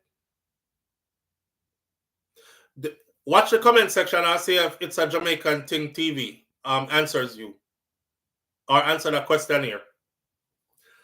The police them take over the funeral, boy. Yes, it's on my channel. All right, so if you don't want to see, you know, go over to It's a Jamaican Thing TV and go check it out. Me never see police take over a funeral like that before. Even when the casket was going down into the ground, it was like nobody couldn't get around it. The amount of police was surrounding the casket that go down in the ground. Me I said to myself, say, then I saw this man I did bad. Then what them feel like, say, I go wake up out of the coffin and cause more badness, or were they doing that just to be vindictive to the people who were there? Because the amount of police car me see are driving at the procession, and then the amount of physical police with gun surround that casket as it was going down, I'm like, I never understand what that was about. So anyways, we're going to close this video like this, right? In an emotional yet grand farewell at Perry's Hall of Thanksgiving in St. Catherine, the community gathered overwhelming numbers to honor the life of Othniel Thickman Laban. The people them showed up and showed out. I can't help to think that if the police wasn't there like that, Thickman probably would have gotten a traditional girls a wine pan the casket kind of something and all them. We well extra now. We do some no gun salute, SouFLo. No gun salute at the funeral, but somebody else posts a video from over Spanish Town, and it did sound like Iraq and Afghanistan over there for a good little minute. So they did their gun salute, but none at the funeral. Right. Now, despite the service being, but them never have to surround the casket so if stop gun salute. That I know gun salute them did not stop. So despite the service being strictly limited to 1 hour, damn, due to security concerns. So they even put a 1 hour limit on the man funeral. Despite the service being strictly limited to 1 hour due to security concerns, a sea of mourners filled the venue under the watchful eyes of the security forces, reflecting the deep impact that Laban had on everyone who knew him. The atmosphere was charged with a mix of grief and admiration. Society labeled him as the worst, but to us, he was our hero, said one relative as she delivered a remembrance speech. Her words sparked cheers from the crowd that echoed like a chorus of resilience. She continued, she said, to his family, friends, and the community, he was a source of wisdom, laughter, love, and our protector. Neil was a giver, not only to this community, but to other communities island-wide. His words, laden with emotion, resonated deeply, painting vivid images of countless moments of shared joy and unity. In a humorous interlude, she added, if you know Thickman, you know say, all when him eat food, him always have to share it with the person who the next to him. Except for me though, because me and him always a fight over the food. The laughter that followed cut through the heavy air, offering a brief, bittersweet respite from the overcharged sorrow and highlighting the warm, mischievous spirit that had endeared him to so many. These recollections underscored his generous spirit to the community, one that organized events ranging from back-to-school treats to Christmas dinners for elders and celebrations for Valentine's Day and Mother's Day and Father's Day. Another relative offered a tribute that captured his essence in fewer words. Thickman wasn't just a son, a brother, or a friend. He was a beacon of light and a unifier who made everyone feel valued. Laban, who the police said was the head of the Spanish Town-based One Order gang, was killed during a police confrontation on January 22nd. The police said that he was one of the 5 men who were wanted individuals by the National Joint Anti-Gang Task Force Assault on Gang Initiative. Following his demise, members of his Taws Meadows community revolted, leading to the closure of schools and a disruption of commerce in the old capital. Members of the security forces were placed on high alert. The old capital is Spanish Town, by the way. Members of security forces were on high alert. Yesterday, a heavy contingent of police and soldiers kept a close eye on his funeral proceedings. We weren't taking any chances. Given all the threats that we had received so far that were issued before, Christopher Phillips, Assistant Commissioner of Police in charge of Area 5, said, we were not taking any chances. So we rolled through, we gave them a 1 hour time limit, and we guard it closely, and then we shut it down. Damn. The man couldn't even have a send-off. Imagine that. The amount of police I saw, they didn't need anyone else at the funeral. Annette Park, that's exactly what I was saying. I'm watching the video. I said, where is the people where lower the casket into the ground? Because it looked like even the police have him rifle Yasso and him lower the casket into the ground too. And I thought to myself, damn, they killed him and buried him. But so I go. So and the community has a dispute. The community said no shots were fired from them. Then they just want to kill him. A week before they killed him, I think they surrounded his house and he wasn't there. Him did their one next property. and they told his woman, so she better left from around here because things are gonna get bloody. And they didn't give a reason for what was happening. And the following week, you know, you hear say him in a shootout with them and them kill him. I'm not gonna inject myself into this because this is not my line of duty. This ain't what I do. You know, police and gunmen work out them thing, or gangsters and police work out them thing, and how that work out is how that work out. I was just intrigued by the heavy presence of the police at the funeral, the time constraint on the funeral, and the way how they were at the gathering of the funeral. It was like, it must have been like the baddest rotted man in a Jamaica ever to how them do the funeral. You know? The youth when named JJ. Bonjour toute la famille. Mark Henry, big up yourself. Thank you for being here. Flo, I saw gunman funeral go. Donna Thompson said, Flo, I saw gunman funeral go. I heard that the casket was a few million. That's not hard to believe. That's not hard to believe at all. Caskets are pretty expensive. I think my grandfather's casket was like 2 point something million or 1.5 million. That's not hard to believe. His suit alone was more than $500,000. So, not my grandfather. I talk about Thickman. As far as what they published, his suit was more than $500,000 alone. You know, Bob Cosmic. Was Babsy Grange there in the funeral? I don't think so. I don't think she would do that. But then again, Flo, him lucky him get 1 hour funeral. Some of them get half an hour. Remember a doghead, dog face, doghead, whatever him did name, him get what?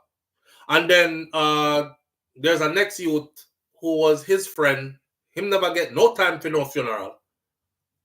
Yeah, them lock off him funeral in like 10 minutes. Put the body in the ground, come back, come out. Yo, Jamaica different, you know. Jamaica different because if that was in the United States of America, he still would have gotten a funeral. Funeral procession would have went on for as long as his family wanted it to go on, etc. Remember, a person tell a story and say, yo, y'all Jamaican police officers, they different, yo. I was in Jamaica visiting, and we rented a Jeep, right? You know, the Jeep got like the top off and everything like that, and we in a Jeep, we riding down the street. I'm enjoying the ambiance and shit. I'm in Jamaica chilling, and the police roll up. And only thing man said was like, take that bomber cloth off of the road. Over there, so. He was like, I didn't even know what that meant. You know what I mean? He was like, damn, that's how they pull you over? I said, me not know, me never get pulled over like that before, but it's Jamaica, so.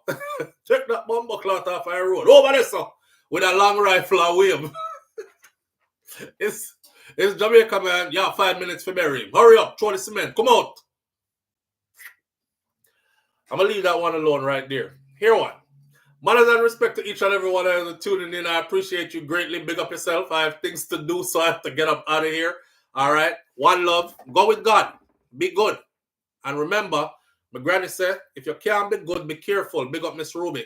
Mas Clevie, our husband, say, I will see you tomorrow if God spare my life. I don't control time. God can take me tonight. I pray he does not. If God spare my life, me see you tomorrow. Right, that's all. On Morning Thoughts with SouFLoTV. I'm out. Peace.